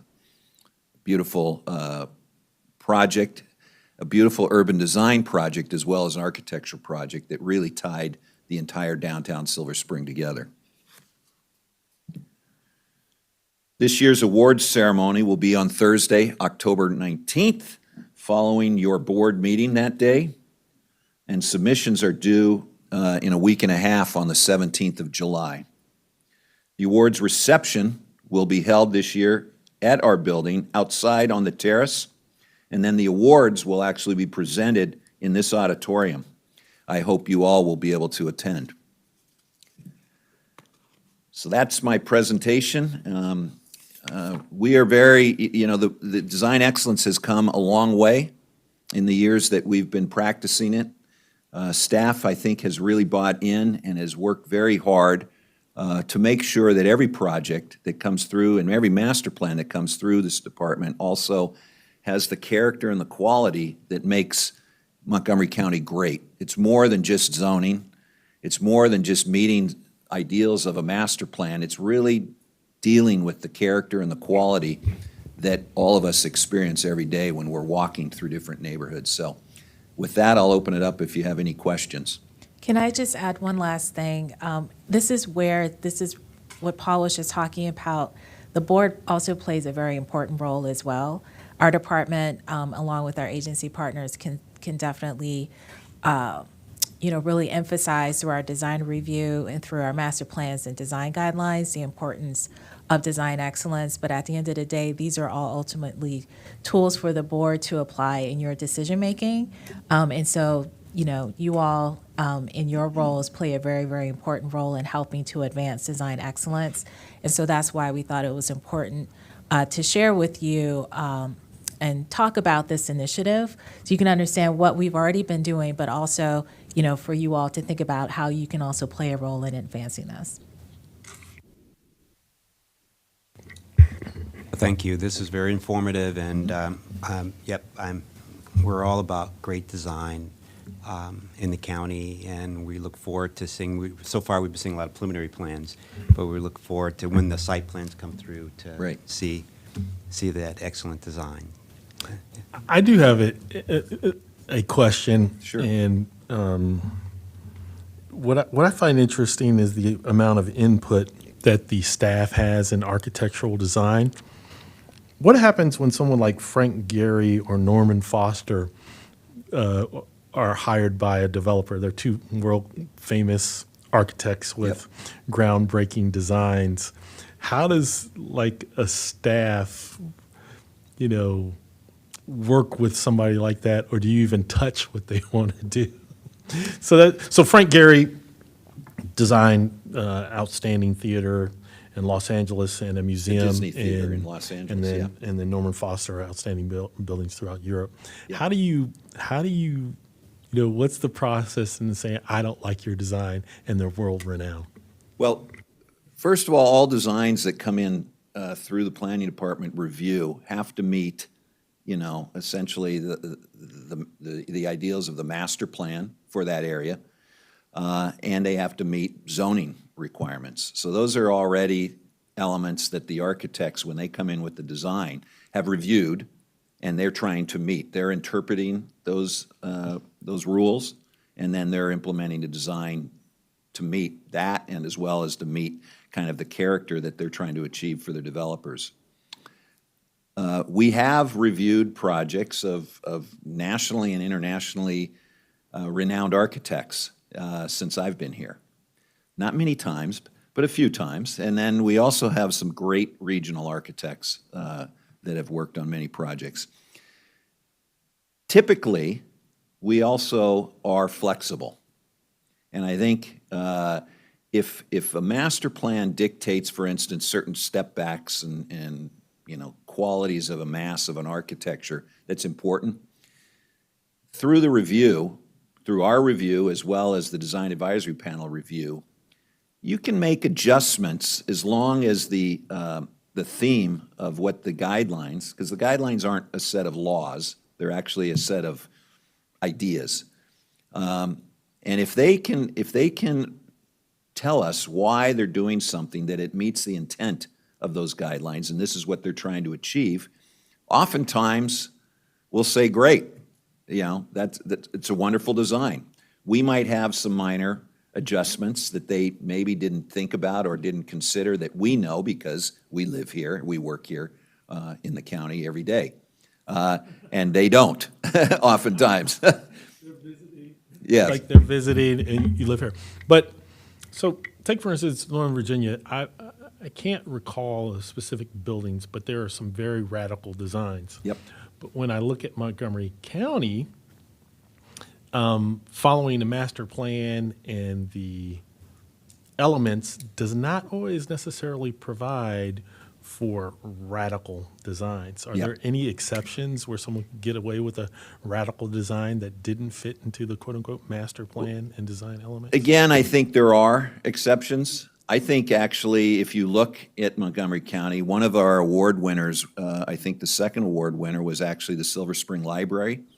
Silver Spring Library, which is built over the new Purple Line, kind of a radical idea. It floats over the Purple Line tracks. Was a building that is quite contemporary, quite unique, and in a lot of ways, you know, is pre our review, or at least pre the design excellence initiatives. But it was a project that was allowed within the master plan for the downtown Silver Spring. It didn't meet all the standards or not all the guidelines of downtown Silver Spring, but I think it provided a unique design, and it was we all followed through with that. I think it was one of the first slides in What's that? Silver Spring Library was in your presentation, I think. Yes, it was. It was one of the winners. Yeah. But it was also, it was built in before 2014 when we started the initiative here. But anyway, I think there are different occasions where very interesting buildings can be built that don't 100% conform to the guidelines, but at least attempt to meet sort of the vision of the guidelines. And I would hope that we'd get even more designs. I think some of the designs that you're going to see completed at the Strathmore, the new Strathmore master plan that we worked very hard on a few years ago, they're now implementing some of those buildings. The first buildings are, all the buildings that we've reviewed so far, I think there's been 4 projects that we reviewed on that site, have been from nationally recognized architecture firms.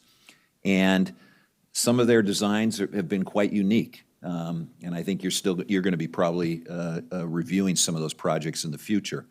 But the 2 that have been topped out and now are having the skin applied to the buildings are quite unique as well. And I think, again, they met all of the requirements that we were trying to create for that Strathmore, and by activating the streets, framing a great park that will be in the middle of that map in that site plan. All of those were realized through these unique designs, but then there's some characteristics of the elevations that will be very unique and I think quite charming. And people will see the building and go, wow, that's different. But different architecturally, urbanistically, very similar to a lot of the different buildings that we've been reviewing throughout the county and making the place a better place to be. And okay. And I'm really happy to hear that, because sometimes I'm sure you have heard that some of the applicants complain that it's the staff personal opinion or personal preference versus their preference. Mm-hmm. And you hear it regardless of it has been there. And actually, I have been paying attention, and I believe that you also give a percentage point for design excellence for the companies that they bring really nice design. Yep. And just add to what I have seen, Commissioner Bartley, is that a lot of times I think it's give and take. People come.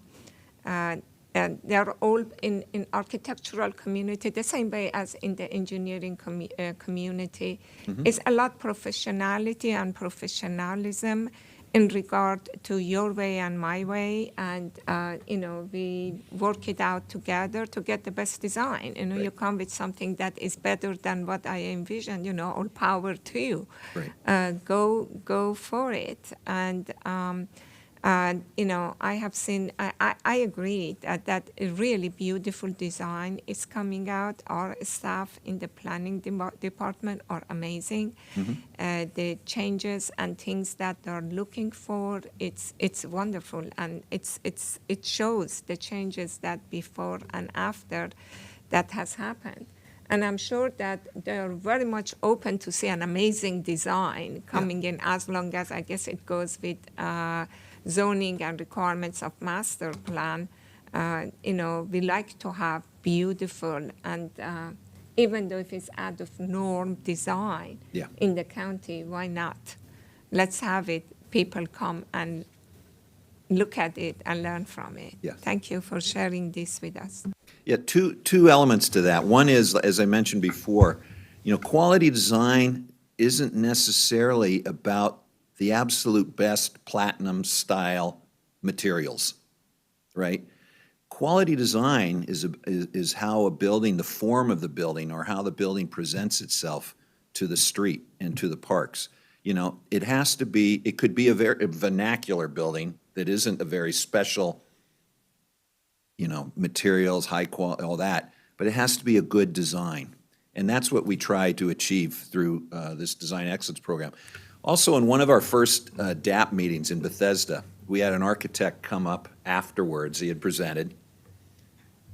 We made a lot of comments about the project. It was not a great project, and we thought there was a lot of things that could be improved dramatically and to make it a very good project. And after the presentation, everybody left the room, and the architect kind of hung up and said, "Thank you." He goes, "We've been trying to make these adjustments, but we've been told, that our client, the developer, has not allowed us to make many of these adjustments that you were just talking about. Now we have to go back to the drawing board and actually, improve the project as you suggested and as we wanted to do in the first place." Yeah, you want character in the building. I remember, because I was involved with this building, the first design that they brought to us, it was just simple. You see it everywhere. It was just glass everywhere. It was a square block. Right. And it didn't do anything. Yeah. And it didn't take that much to change it and to bring it, but they just needed that push. Yeah. That this is no good. We want something better. Yeah, exactly. Yeah, thank you. The other thing about the quality architects, right?